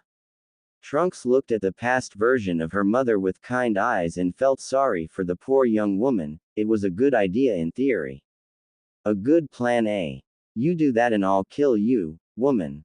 I, Prince Vegeta, will not take the coward's approach to this challenge. I will survive, kill these washing machines, and then I'll kill you, Kakarot. Vegeta, further back, was the reality that shattered that plan. He cut her off holding his fist firm in front of him, determined and unwilling to concede to such tactics. Bulma protested at the stupidity, but Goku stopped her. He, too, wanted to fight, and so did Tenshinhan and Piccolo. Krillin approached Bulma so he could talk to her without Vegeta listening. Trunks heard the monk explain that a common enemy turned them all into friends over the years, and without the threat, Vegeta might be a problem. The Capsule Corp heiress looked back at Trunks with a defeated expression. These guys will be the death of our planet, but fine, I don't have a choice, do I? She lamented. Trunks sympathized, but she believed with Goku there, it would make enough of a difference, and getting Vegeta in their team was something necessary for her existence. Vegeta flew off immediately. He needed to ask the brief patriarch to up the gravity of his training facility and he had the time and date, so there was no reason to stay any longer. Tenshinhan and Chaozu did the same, but they at least spoke their farewells. And what now, Tora-san? Gohan wasn't too happy either about his dad and his friends risking the destruction Trunks had described for a good challenge, but a child had no voice in the matter. Actually, I have another mission to accomplish. Then I intend to go back to my era, to confirm whether my intervention here changed my world or not. To confirm multiverse theory, Bulma asked. Suddenly the physics implications of the existence of this kid distracted her from the grim future that was described to her. Civilians in harm's way be damned, this is far more important. The data will be valuable for my mother's research, I don't really understand the theory of it all. Too abstract, she wanted to avoid more questions from Bulma about the whole time travel situation. Truth was she only knew how the machine worked on a practical sense, to repair it if needed. Why it worked was a whole other skill set out of her reach. Way too many equations. Regardless of what happens, if I survive the time it takes for her to gather the fuel for the time machine, I will come back in 3 years to help you. Trunks' mind had a hard time managing to separate the two Bulmas. One was her mother, this one was not. Talking to one about the other was a disturbing exercise. What is your other mission, Tora? Piccolo asked with a frown. Such an intervention didn't sit well with the Namekian. I have a wish to make to Shenron. Trunks arc. Setting up camp. But I wanna fight them, please don't do that, Goku protested, almost whining. I don't intend to make a wish that will change your world, Sun-san, Trunks roared. It would certainly be wiser to do as Bulma-san said, but I understand a Saiyan's will to fight. I have hopes for this dimension now that I know you will survive and train. Well, if you don't stop that nasty habit I won't let you borrow the Dragon Radar. Bulma pulled her tongue at the time traveler. She may have forgiven the previous interaction, but she still didn't want the teen to keep smoking. Yamcha got close, worried the teenager might not take well to his girlfriend's second lecture about the subject. Trunks looked back at the feisty woman, smiling. She appreciated how the past version of her mother still cared. She didn't need to know Trunks had a Dragon Radar already, but she figured she owed her an explanation. Bulma-san, you really needn't worry about it. She remembered how she'd explained it to her own mother. Between screams and confused tears, this one would get a more polite, rational version of the reasons behind the unhealthy life choice. You must understand tobacco dulls my senses and curbs down my thirst for violence. It keeps me from being too reckless when confronted with the smell of death and blood, which is what my world is like on a permanent basis. Stupid Saiyan instincts. Coping mechanism, if you will. She sighed. That's how her mother had described the habit after it had been clear Trunks wouldn't budge. Piccolo-san got me a little too excited earlier, the teenager added with an apologetic look to the Namekian, who just let out a HUMF sound. Goku somewhat understood. Ya don't got a sparring partner to work it out of your system, he concluded. Trunks nodded to show the statement rang true. She had started smoking after Gohan's death, coincidentally. The smell of blood and death only reminded her of that moment, and her first transformation. I get it, and I take it your stupid Saiyan metabolism also keeps you healthy anyway, Bulma grumbled. Trunks nodded again. Okay fine, I'll let you borrow the radar, but the Dragon Balls aren't active right now. Trunks frowned. Of course someone made a wish in the past 12 months. She'd have to wait, or come back with another round trip. How long? I think it was in September, Gohan remembered. Krillin confirmed Gohan's memory. Trunks crossed her arms and mulled things over. Doing a round trip for a month didn't make sense, especially with how much energy the time machine needed and how hard the fuel was to make, but on the other hand leaving now and forfeiting the possibility to make a wish didn't sit well with her. Mother told me it wasn't a priority. You can stay with us at Capsule Corp in the meantime. We got plenty of room and Vegeta will love to spar with you for sure. Bulma decided, and it would also free her from having to repair the robots and the gravity machine all of the time. My mom will love having a well-mannered handsome guy over for a change, she added and elbowed Yamcha softly with a giggle. That was a terrible, terrible idea. Plan F. Plan G. Goku must have seen the obvious and laughed. Better stay with us, you can tell us more about the androids' robot things, and we'll get some training alright. I mean, Piccolo, you're training with me and Gohan anyway, right? Piccolo confirmed with a simple yes, and he wanted a rematch with the teenager. They made eye contact and the smirk on both their faces sealed the promise. Plan G. Trunks accepted. She'd already changed the course of time for Goku and his family, so there wasn't much to mess up there. She also shouldn't be anywhere near Capsule Corp grounds, but Bulma looked disappointed. Vegeta kept breaking all of her robots and demanded insane hours of work from her, so Trunks being there would give her a break for a change.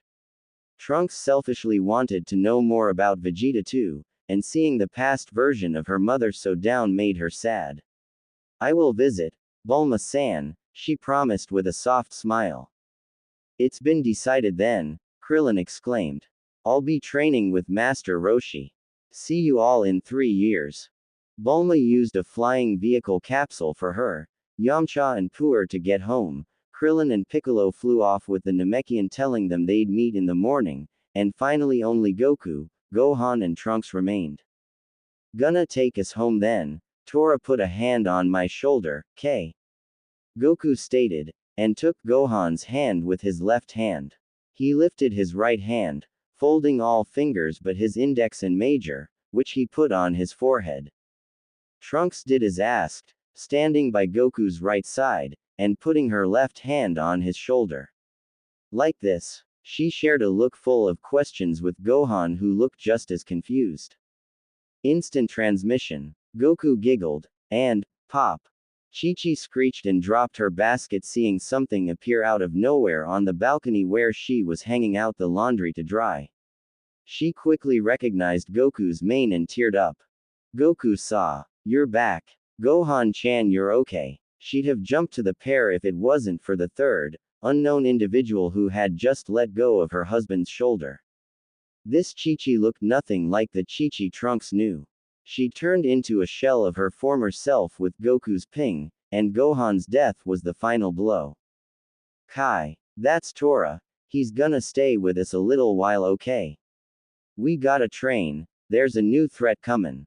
It's a pleasure meeting you, Chi-Chi-san. Trunks bowed her head. Oh, you're so polite. Pleasure's mine, Tora-kun. Chi-Chi returned the greeting, but she quickly turned back to the important issue. Goku saw. What do you mean stayin' with us? You've been gone for almost 2 years and you. What you mean? New threat.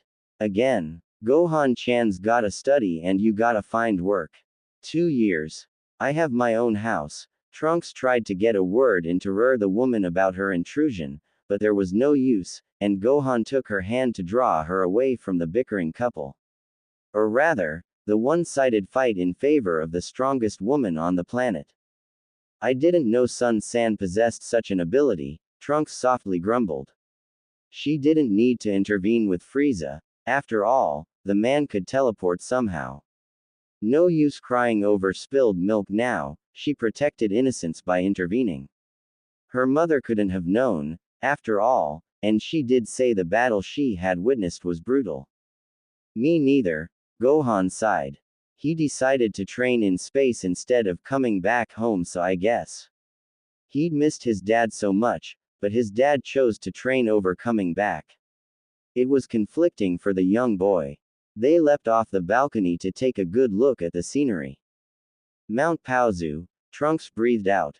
You know from your time, Tora-san. The teen nodded but gave no context. She'd visited her Gohan's grave often, on these same grounds. This wasn't something the 6-year-old needed to hear. I'll set up camp further down there, she indicated. Oh no you'll not, young man. Chi-Chi said, leaning on the rail of the balcony, gesturing widely. You're stayin' at home and eatin' my home-cooked meals and help Gohan-chan with homework and choppin' wood. Plan G was a terrible idea. It took a lot of persuasion, tact, and convincing for Chi-Chi to accept their guest to have her own home on their property. The compromise reached was that Trunks could sleep and shower on her own, but would share meals and housework with the Sun family. Chi-Chi took hospitality seriously and wouldn't have it any other way, even if she'd initially complained. The Sun wife still grilled her guest during dinner, about her age, 16, almost 17, her education and job prospects, homeschooled, mechanical engineering, her family, my father died when I was a baby but my mother is a jack-of-all-trades engineer, her girlfriend, choking on rice sounds, the sword on her back, a gift. The three had unknowingly agreed to keep Chi-Chi in the dark about the future, Gohan and Goku's deaths and the whole time-traveling situation. Gohan admired how truthful the teen seemed when answering his mother's questions, all while keeping information to a strict minimum. He wanted to learn more. After dinner, Trunks helped wash the dishes and excused herself, pretending she needed to sleep. She didn't, but she needed to take the binder off and repair the split. She turned on the radio on the news stations and got to work. In the capsules her mother had given her, alongside the tools necessary to repair her time machine if needed, as well as a computer and a whole lot of documentation, she found a few changes of clothes. Trunks didn't really have many outfits, so Bulma preparing it for her meant she'd considered the possibility of her kid not coming back. Just in case, mother. Time travel wasn't exactly a tested science, after all. Hopefully, she'd come back only minutes after she'd left. The radio news were jarringly mundane. No evacuation orders, no missing people adverts, no militia messages. She only slept a couple of hours that night, her constant state of alertness not allowing her to have a proper full rest. She wandered out at night, in pajamas, with her sword secured on her back and found herself actually patrolling instead of enjoying the scenery and wilderness. Habits die hard. Before dawn, she was back in her temporary home. She washed and changed. Binder, capsule corp gray tee, loose black pants, the same boots, hair with a middle part. She spent half an hour foraging for berries, and by the time she came back to the Sun household, breakfast was being served on the outside table, at the break of dawn. Tora-kun, early bird and you. Sit down, it's almost ready. Chi-Chi commented when she saw the teenager out of the woods and returned to the kitchen to continue cooking. Gohan in a white tank top and green pants and Goku in his signature orange gi were more or less helping setting the table and waiting impatiently for the food. Trunks put the basket of berries wherever she could and sat. There was no use offering Chi-Chi any help as she'd learnt the hard way the night prior. Uncomfortable with letting the Sun Wife do everything, Trunks' offer was forced out of the door by Chi-Chi's deadly weapon, her frying pan. Goku and Gohan dug in as soon as they were served, but Trunks waited for Chi-Chi, thanked her for the food and ate with small talk about the woods, the beauty of the landscape and so on. She'd seen Gohan, her version at least, eat with such voracity before, but not these quantities. She had a Saiyan appetite, but these two were black holes for anything edible. Chi-Chi shooed her away when she offered to help with the dishes. Piccolo was there already and they were already warming up for the morning. Shoo, shoo. The first half of the morning was light practice on the front lawn of the Sun property. Trunks faced Goku, Piccolo training Gohan. I remember doing that with Gohan-san. She and Goku spared lightly, getting used to one another. He corrected her guard a few times and eventually came to the same conclusion as Tenshinhan and Vegeta did when they observed her fight with Piccolo. But unlike the two older experienced fighters, Goku worded it out loud. "Ya didn't do martial arts, did ya?" Goku eventually plain up asked, stopping her fist with an open hand, and returning the favor. Not really. Training was sparse, at best, she blocked with her forearm. And mostly focused on building endurance and stamina. Got to be tough to survive their beatings. I mean, you punch well, good fist there, elbow angles fine, and you got to hold against Piccolo. Gohan had told him about the sparring he'd witnessed the day before. Positions and guards so bad though, Tora. Why you don't use our size difference? Goku remembered how he lost to the mysterious Jackie Chun so many years ago. His question was out of genuine interest rather than berating. The cyborgs don't do martial arts. She deflected Goku's next punch with an open hand on his wrist and followed swiftly to elbow him in the ribs. Goku tanked it, then they got out of each other's guards. Actually, they are both about my height, so I don't really have experience with taller or smaller fighters. She stood straight so Goku could judge her height more easily. 165. And they use a whole lot more ki, since they never run out of energy. I see. Let's take 5, Goku decided, and Trunks agreed with the idea, going to fetch drinks. She walked closer to the house to grab the 4 bottles of water left there by Chi-Chi, and carried them back to the older man who sat to watch his son and former rival training. She sat as well, handed him a bottle, set 2 aside, and opened the last one for herself. Sun-san, what do you feel when you transform? Trunks had to know if her issue was hers alone.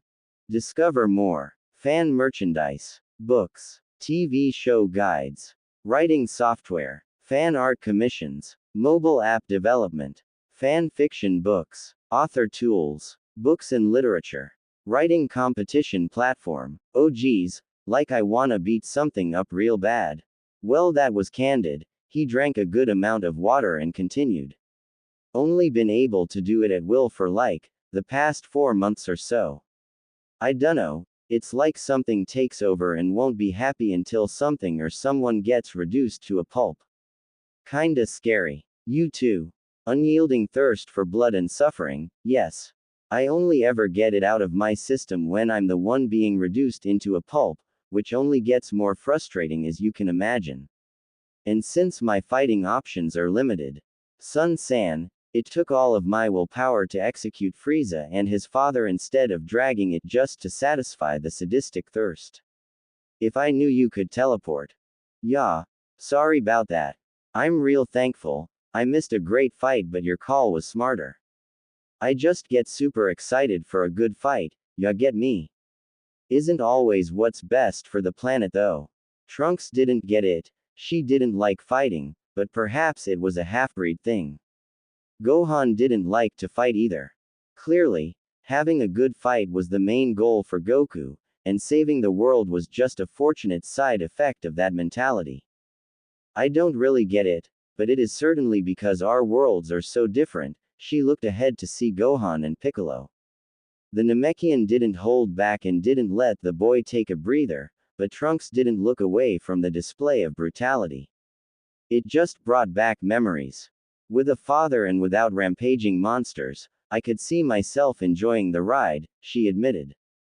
When Gohan and Piccolo took a break, she got their attention and tossed them their bottles.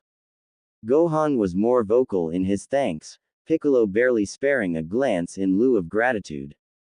Gotcha. We'll change that future for sure and get you a good daddy. Goku emptied his bottle and grinned wide. Wanna fight and get that itch scratched? I've got Senzu beans so we can go all out. Stupid Saiyan jeans, she laughed quietly and agreed, finishing her own water. I definitely won't hold back this time.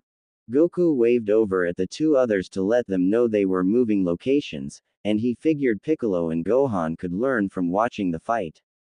They flew off to a desolate colder area where they could fight without worrying about their surroundings, and Goku gave the Senzu pouch to his son for safekeeping. Years of brutal beatdowns had given Trunks more resolve and more endurance, as well as surprisingly more experience with the transformation, especially when she didn't need to keep her instincts in check. Goku on the other hand had a much keener fighting awareness and technique, more experience as a fighter in general. His hits were more precise, his energy management was more effective, while hers were more powerful. In the end, Goku outclassed her. It took them a few broken ribs and busted lips on her part to finally call it quits, and she conceded defeat, exhausted. They sat with Piccolo and Gohan to debrief once healed with the Senzu beans the child gave them hastily. Gohan was in awe, and the threat to come is so much stronger than this. You cheat. You wearing some armor? Goku pouted, wiping the blood off his nose, and pointed an accusatory finger at the torn tee of his opponent. You're wearing weighted clothes, she retorted, trying to deflect the subject and not correct the fact that her binder isn't in fact armor. Even if it was made from the same material as the armor Vegeta wore. At least they didn't see it for what it was, so it was fine. Not anymore, he corrected, cheeky. His clothes were all ripped off after all. Trunks had fought, not sparred. Tora, how much stronger than Son are they? Piccolo asked. Might as well use the intel the teenager could give them now the Super Saiyans properly tested each other, all out. Asking me to do arithmetic after this, how cruel, Piccolo-san. Trunks wiped off the sweat of her forehead and gave it a moment. The comparison was apples to oranges, as the twins more often than not fought in sync, and had infinite energy, and couldn't be sensed. So she compared what she could. They're about as fast as me, and I think I'm faster than you are, Sun-san. Goku agreed with her estimate. Sun-san's punches hurt less than 18's. She added for Piccolo. And 17 is the strongest of the pair. About twice as strong, in raw strength. At least according to her memory of the punches the cyborgs had given her, compared to the ones she'd just received from Goku. Also, I broke your nose, my apologies. Goku waved it off, it was no big deal. They took that to the face. Not a dent, didn't even blink, she sighed at the humiliating memory of her last fight with the twins. Most importantly, unlike us, they don't lose energy, and they fight together. She pulled her leg closer and rested her arm on the knee. And she had no way of knowing if the cyborgs had actually gone all out on her or Gohan. She paled at the possibility of them holding back. Piccolo wasn't pleased, but at least the kid was being as throughout as possible. He got an idea from the last bit of information, however, and stood. Gohan, you're going to fight Son and me, together. Goku caught on with the plan, agreeing it was a wonderful idea, and he stood. Alright, good old round 2. Tora, see ya later. Tell Kai we'll be back for dinner K. Trunks agreed, gave a sympathetic look to Gohan who didn't look that hot with the idea. She left him encouraging parting words for the early afternoon. You're strong, Gohan-san. Trust yourself and don't give up. During her stay, Trunks soon found that Goku was absolutely shameless, bathing outside with his son and just not a care in the world to show his body to everyone. It took all of her mental discipline to contain herself the first time it happened and keep neutral. And refusing the invitation to share the warm tub was a feat of mental strength. She got used to the weird routine for a week or so, catching a noon nap every now and then to compensate for her little sleep at night. Repairing her binders, doing laundry, putting in some sword exercises, and exploring further the rest of the world before dawn. Seeing the past version of her desolate world, with cities full of light and life, gave her confidence that this world would remain. The routine was pleasant. Light work in the morning, mutual observation, pushing Gohan past his limits, a few martial arts corrections, and a couple of all-out spars with Goku's Super Saiyan transformation. Piccolo got his rematch, and won on technique superiority. She skipped a day to do groceries with Chi-Chi in town and help her with house chores. She even helped Gohan with math school work, ignoring the uncanny situation she'd been at his age, when Gohan tutored her. Gohan's bedroom had more or less stayed identical as well. Not having to be alert all of the time eventually helped rest and gain better control of her instincts, and she observed that ever since she set up with the Sun family, she hadn't needed to smoke. After a solid week and a half, she warned the Sun family the next day she'd go to Bulma's place. She had even noticed Piccolo was sometimes around at night, and was all too keen on keeping an eye on her nightly activities. She decided to actually approach him on the last night, and have a chat, while he was hovering over the forest where she practiced her swordsmanship in pajamas at this hour. Piccolo-san. The Namekian didn't say a word. He knew the teenager had noticed him a while ago and had accepted his surveillance. Don't trust me much near Gohan-san, am I wrong? Ear twitch. Piccolo-san. She flew in front of him, hands on her opposing elbows and reading through him, or rather, through what she knew of him. He grumbled something but said nothing, and just looked at the teen who looked somewhat different. Perhaps it was the striped white and blue night ensemble, barefoot, or the posture. Feelings do not come naturally to the likes of us, it seems. Trunks lamented in a whisper with a slight head shake. Piccolo-san, he knew. He loved you too. Her use of past tense was strange for the Namekian. He questioned with his eyes and frown, and Trunks decided to open up, with a meek smile, a mask to hide the hurt and uncanny. Piccolo-san, you died when I was barely a baby, but Gohan-san, more or less raised me, trained me like you trained him like you are training him. What little he was able to teach me before his death came from the love you had for him. He knows. He loves you too. The teenager was sure of it. She saw in Gohan the same behavior she herself had with her Gohan. Piccolo found words that matched his feelings on the matter. The explanation was uncanny, but he accepted it at face value. He's a good kid. Trunks let her smile grow more genuine, it reached her eyes. He is. By dawn, Trunks in her capsule house had disappeared from the Sun estate. It could have been just all a vivid dream if it wasn't for the basket of wild strawberries left on the outside table. Gohan snacked on the parting gift, disappointed he hadn't gotten to know more about the mysterious teenager. Chi-Chi lamented the absence of conversation at breakfast and the help with dinner dishes, but Goku and Piccolo acted as if the teen had never been there to begin with. It peeved the young boy, but he figured he'd have other chances before the Dragon Balls became active. The flight took the better part of the morning. Trunks first flew high, figuring she'd go faster that way, but she quickly realized that this world, unlike hers, had planes. And an army, recovering from Nappa's all 2 years prior. So she flew lower, avoiding any hint of sentient life if possible. Finding West City wasn't a challenge, but recognizing this West City was a whole different beast. Thankfully, the general layout hadn't changed despite the carnage, and the occasional noticeable landmark guided her eyes to find the past version of her home neighborhood. She landed swiftly atop a building and observed the traffic below, the life, the carelessness. Her alertness had to be dulled, With so many people, it was becoming overwhelming. She never went that far from Mount Paozu during her night patrols. The previous week, Mount Paozu was remote and uninhabited, overall, and West City was the exact opposite. Thankx wondered if she'd ever felt that many people before. This is going to be so much harder. She found the signature dome of the Capsule Corp complex and marveled seeing it undamaged, beaming even, with the greenery surrounding it, and not the rubble and scrap metal she was used to. And that round spaceship on the lawn, she slid down between buildings to touch ground and took a walk around.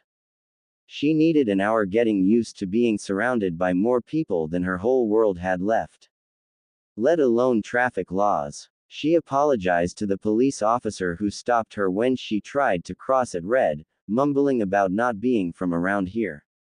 The police officer remembered a young boy who had landed on a sort of cloud, with a pole on his back who was looking for the briefs, air, when seeing this teenager with a sword on her back and the same look of wonder in her eyes, and let her go with a little scolding. Thankx was reminded she'd skipped breakfast when the sweet smell of a bakery got her attention. Still had that pre-charged card, so she went in to get some sweet, delicious nutritious baked goods. And a strawberry cake for the past version of her mother. Her favorite. She checked her watch. 11 o'clock. Capsule Corp. State your business please. The robotic voice told her over the intercom. My name is Tora. I came to see Bulma-sama. She stood in front of the camera with a smile, waving at it with her free hand. Please wait a moment, the voice said. While waiting, Thankx focused on her senses for a brief instant. Vegeta was there, in that spaceship she'd seen from above. The gravity room. There were many other lifeforms. Her mother had told her how her grandparents kept a whole menagerie of animals. This was probably it. The door opened to an enthusiastic blonde young-looking woman wearing an apron, shorts and a tube top. That chignon was tight. Thankx knew who she was, but she didn't know the older woman at all. Welcome there, young lady. Please come in. Bulma-chan will be here shortly. You came for girl time. How adorable. Thankx froze. No, she hadn't forgotten anything, did she? Side part. Day 1 outfit. Sword on her back, practiced gait. She followed. Now if a meteor could strike me right now. Mrs. Brief. How? Oh please, call me Panchi.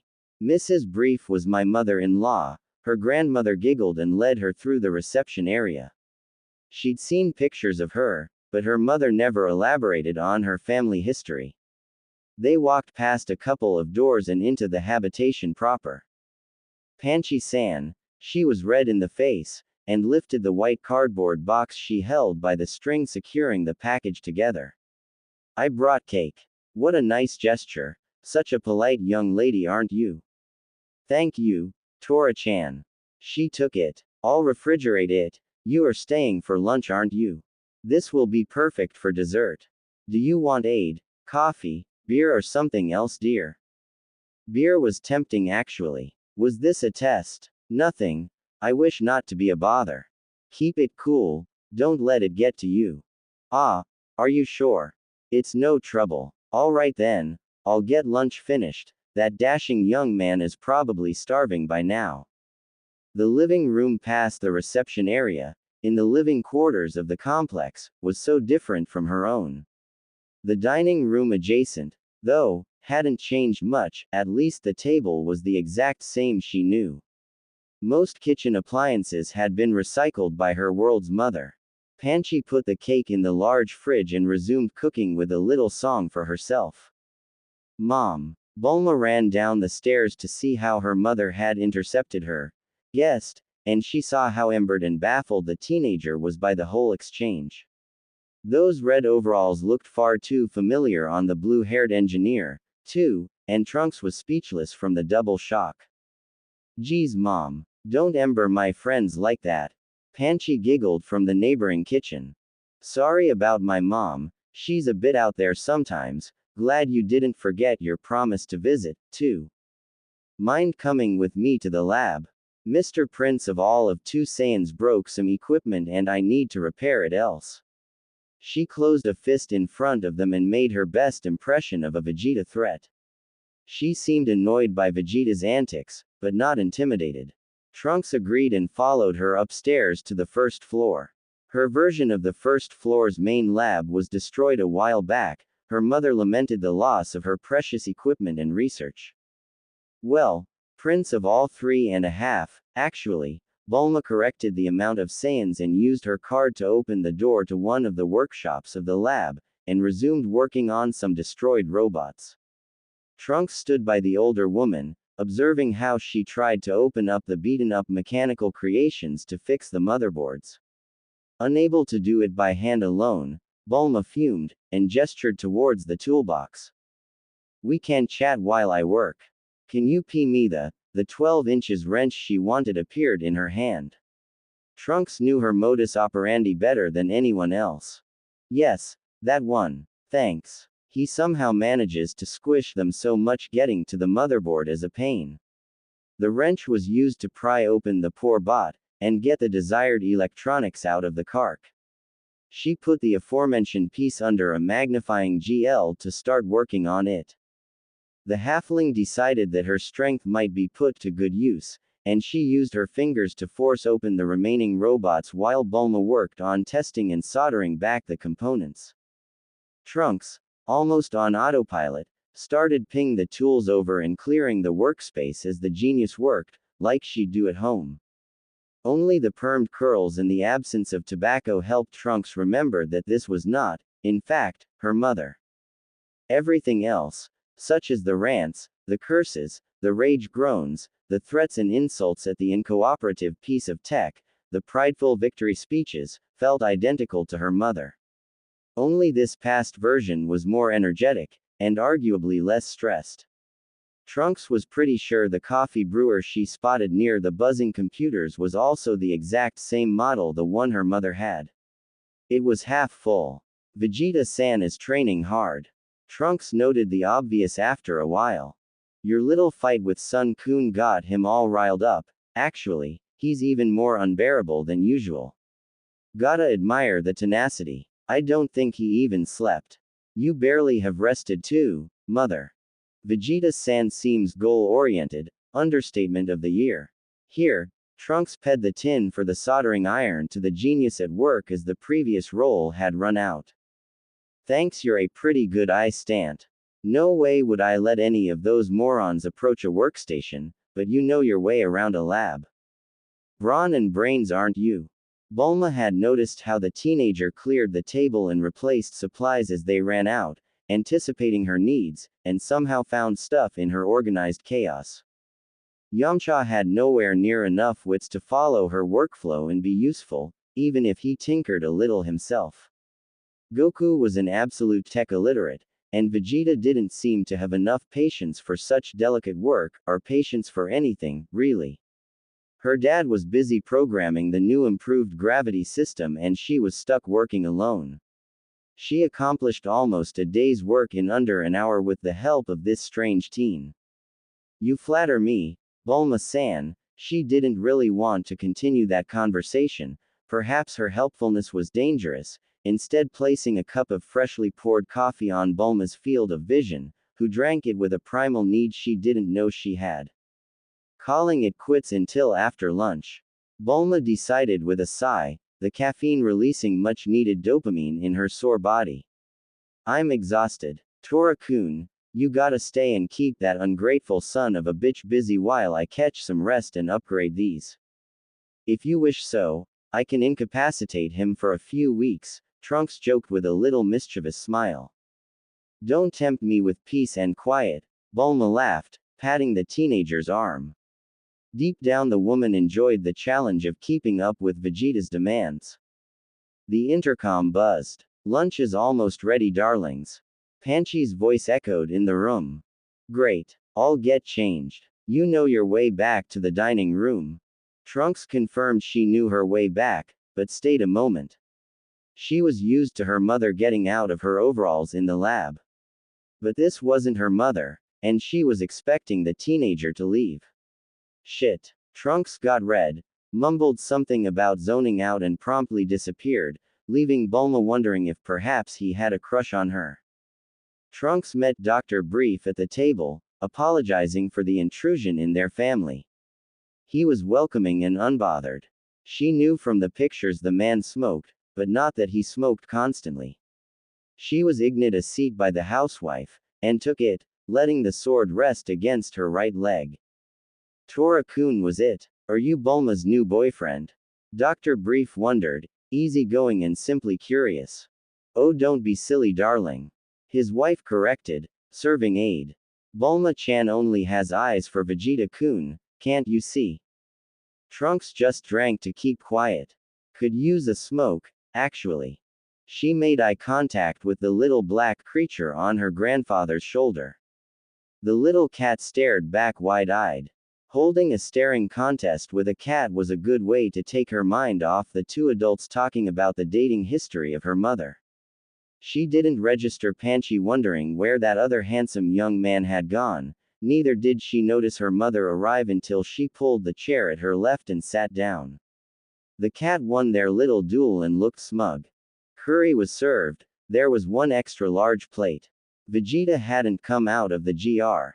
Trunks didn't ask, but her staring at it had Bulma answer the unspoken question. The sociopath bastard doesn't eat with weaklings, she scoffed with disdain, he'll come out when we're done. Trunks accepted the answer, and when Panchi sat down, it was go time. They ate with a little small talk, and Trunks was grateful the Briefs didn't grill her like Chi-Chi had. They just accepted everything that came their way, including Vegeta. Everything rolled off their back. Didn't ask where she was from. The teenager minded her manners but took seconds when pushed by Panchi. Even if she hadn't been hungry since she ate the senzu bean after her last spar with Goku, he'd explained senzu beans also kept people full for 10 days, repressing the need to eat, but eating was also part of training. Oh right, Bulma-chan. Tora-chan brought us this strawberry cake for dessert. Really? If you weren't so young I'd believe you were trying to seduce me. Bulma exclaimed and gently elbowed her neighbor with a playful wink. Trunks got scarlet red at the idea and begged for death. A big meteor would be nice. The housewife served them each a generous slice. Maybe shouldn't have picked her favorite. Coffee was last, and offered on the compound's balcony.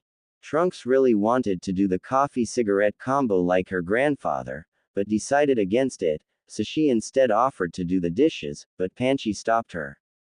No, silly, we have a dishwasher. You go and prepare your sleepover and gossip about boys. Housewives were certainly the most powerful creatures on the planet. Trunks took her sword in hand and left the table with Bulma. The older couple drank their coffee on the balcony. Mom, Tora's staying with us a little while.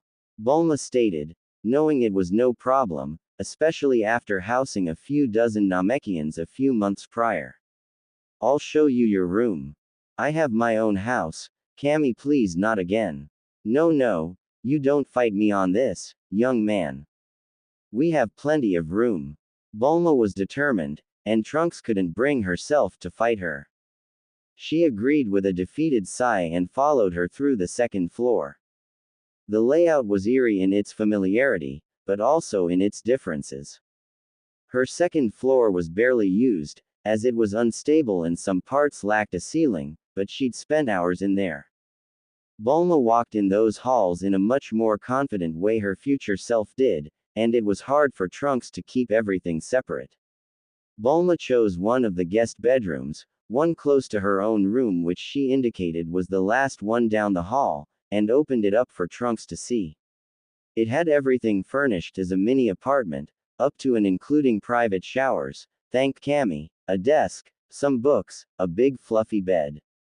Is this to your taste? Trunks just nodded yes, and put the sword on the bed as to claim it.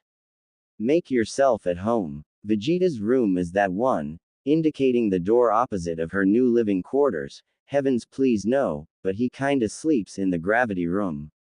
When he sleeps. Saved. Bulma-san, is it okay for me to access the network?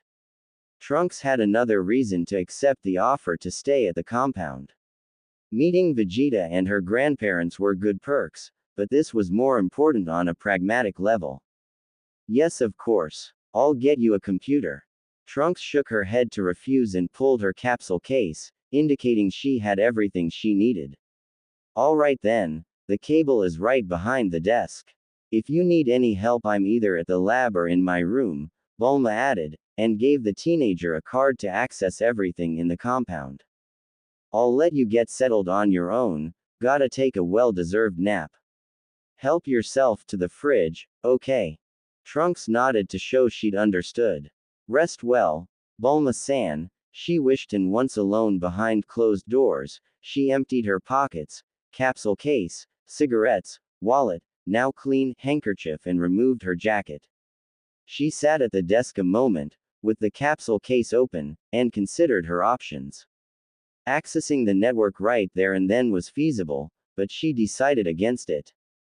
Keeping only the access card and hiding the capsule case between two books on a shelf, she left her newly acquired base of operations, put back on her boots, and went back to the first floor to meet Vegeta, who was just done inhaling the curry left for him. He glared daggers at the time traveler, who held firm and matched his gaze. Vegeta looked right out of intense workout, sweaty, shirtless, a towel thrown on his shoulders. And pissed. Why are you here? He'd probably sensed her presence earlier, so he wasn't surprised to see her. Trunks was slow to answer. She needed to be walking on eggshells with the man, if she wanted to exist in this timeline. Her mother had told her he was a lonely, selfish, and proud man whose only desire was to beat Goku. Answer me, brat. To fight you, stupid Saiyan genes. I came here to fight you. God damn it, stupid Saiyan genes. Trunks couldn't believe this was the most sensible reason she could give for her presence on the Capsule Corp compound. The smile worn as a mask, a gentle, confident threat, challenged the prince, and he narrowed his eyes on her. Now it was his turn to be slow to answer. Time to return the favor. You're afraid. Vegeta crashed the bottle of water he was holding, rage irradiating from the insinuation. Victory. He turned heels and walked back to the GR, and Trunks followed. The time traveler closed the door of the GR behind her. She took a second to see the state of the training room. Dents everywhere, recent and not so recent blood on some tiles, a few discarded bots by the control panel, a few towels, a few bottles of water. Clearly Vegeta more or less lived there. She wondered why he hadn't turned on the gravity of the room, but the state of the control panel and the absence of any lights around it gave her an answer broken. At least the room could still withstand immense power, from what her mother had told her about the invention she had needed to dismantle and repurpose before the initial cyborg strike on West City. She moved forward and faced Vegeta. Uncanny how they crossed their arms exactly the opposite. Him always keeping his fingers on his ribs, hidden under his arms, her always putting her fingers on her opposite elbows. She uncrossed first and took the same low boxing guard like she did with the spar with Piccolo. Transform, he ordered. She waited a moment. She should really ask why, but she knew better. Vegeta was proud and combative. Fighting him with anything less than everything she got would infuriate him even more, and he wanted to test himself. Her eyes flashed teal, and she summoned the power that came to her slowly. The person who would be her father observed with a lot of attention. He felt the change of ki, he saw the smile disappear, the emotions change, the fists close more tightly, the muscle build up a little tougher and tenser. Up close, without her jacket, he could observe. He uncrossed his arms and took his own stance. Trunks challenged with a slight nod. Vegeta built up power as much as he could, and charged, fired, punched, kicked, tried every trick in his book, but the teenager didn't move an inch. She deflected, held a finger to his fist, a forearm to his kick, an ankle to his swipe, an open hand to a Gallic gun. Every time he got physically close, she pushed him off with his own force, and he charged again. His punch to the head landed behind her, and the Super Saiyan grabbed his arm to throw him upwards with his own momentum. He flipped on the wall where he landed, propelled himself back at his target, and she just met his foot with her open hand, pushing him off again.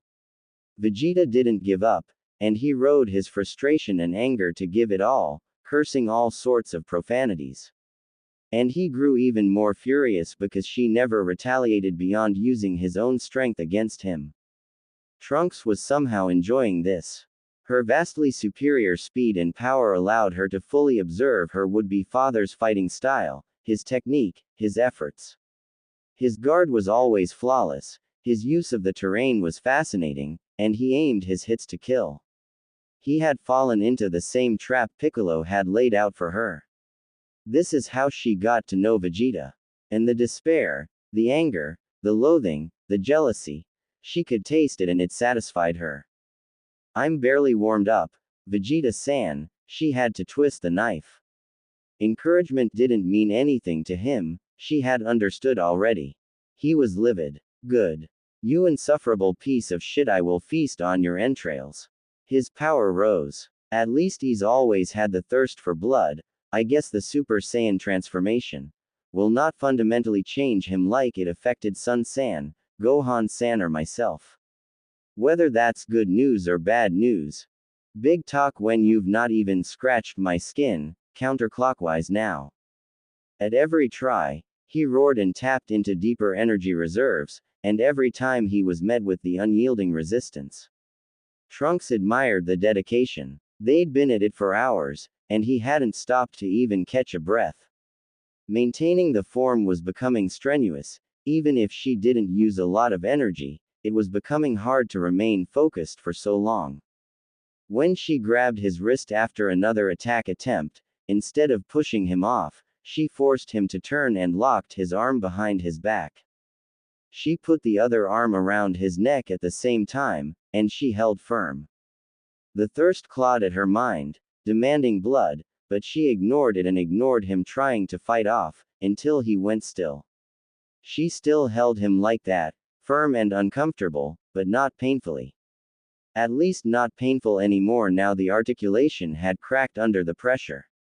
He'd never admit giving up, but his energy was almost non-existent, he was exhausted, he should have ped out a long time ago. Still, she held, her chin almost resting on his shoulder. Frieza, she spoke low, he tensed, I killed him in your name. Vegeta had so many questions, he tried to turn his head but couldn't, he tried to word them, but his vision started to fade. Trunks let the grip go, but she still held his wrist to let him down slowly. She abandoned the Super Saiyan form seeing her father barely holding on his hands and knees, she waited for him to manage back into some sort of conscious state. He forced himself against the machines and sat, drenched, panting. She crouched in front of him, but he didn't look at her. He coughed and finally asked. Why? Because I know what he did to you, to us.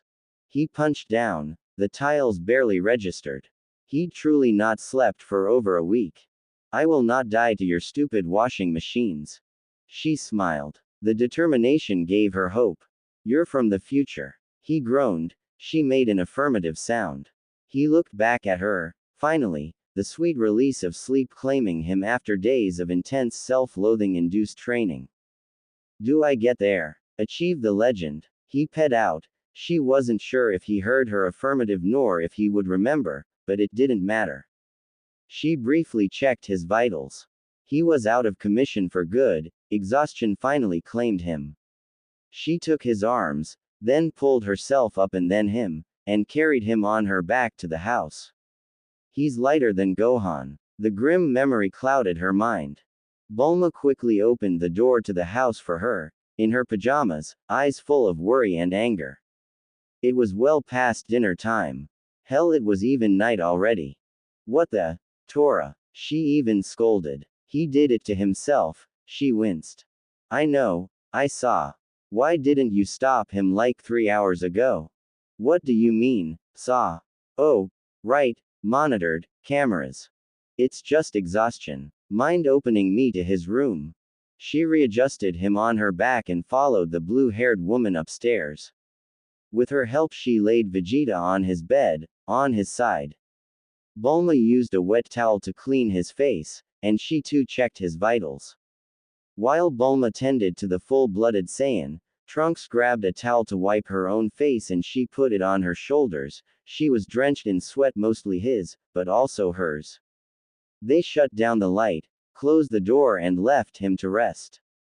"Bulma-san," Trunks asked, and they went into the room she'd given her. With a serious face she indicated the door, and Bulma closed it, slightly uncomfortable with the idea of being alone behind closed doors with this determined stranger who tried to seduce her with strawberries. The teenager just sat on the side of her bed, pushing the sword behind her, and invited Bulma to sit near her. She did, stiff. Trunks just stayed silent, looking into oblivion in front of her, elbows on knees, head on her locked fingers. She wanted to be near her mother, but this Bulma wasn't her. What could she tell her now that she requested her presence? How to monitor Vegeta? How to encourage him? What type of robots to give him?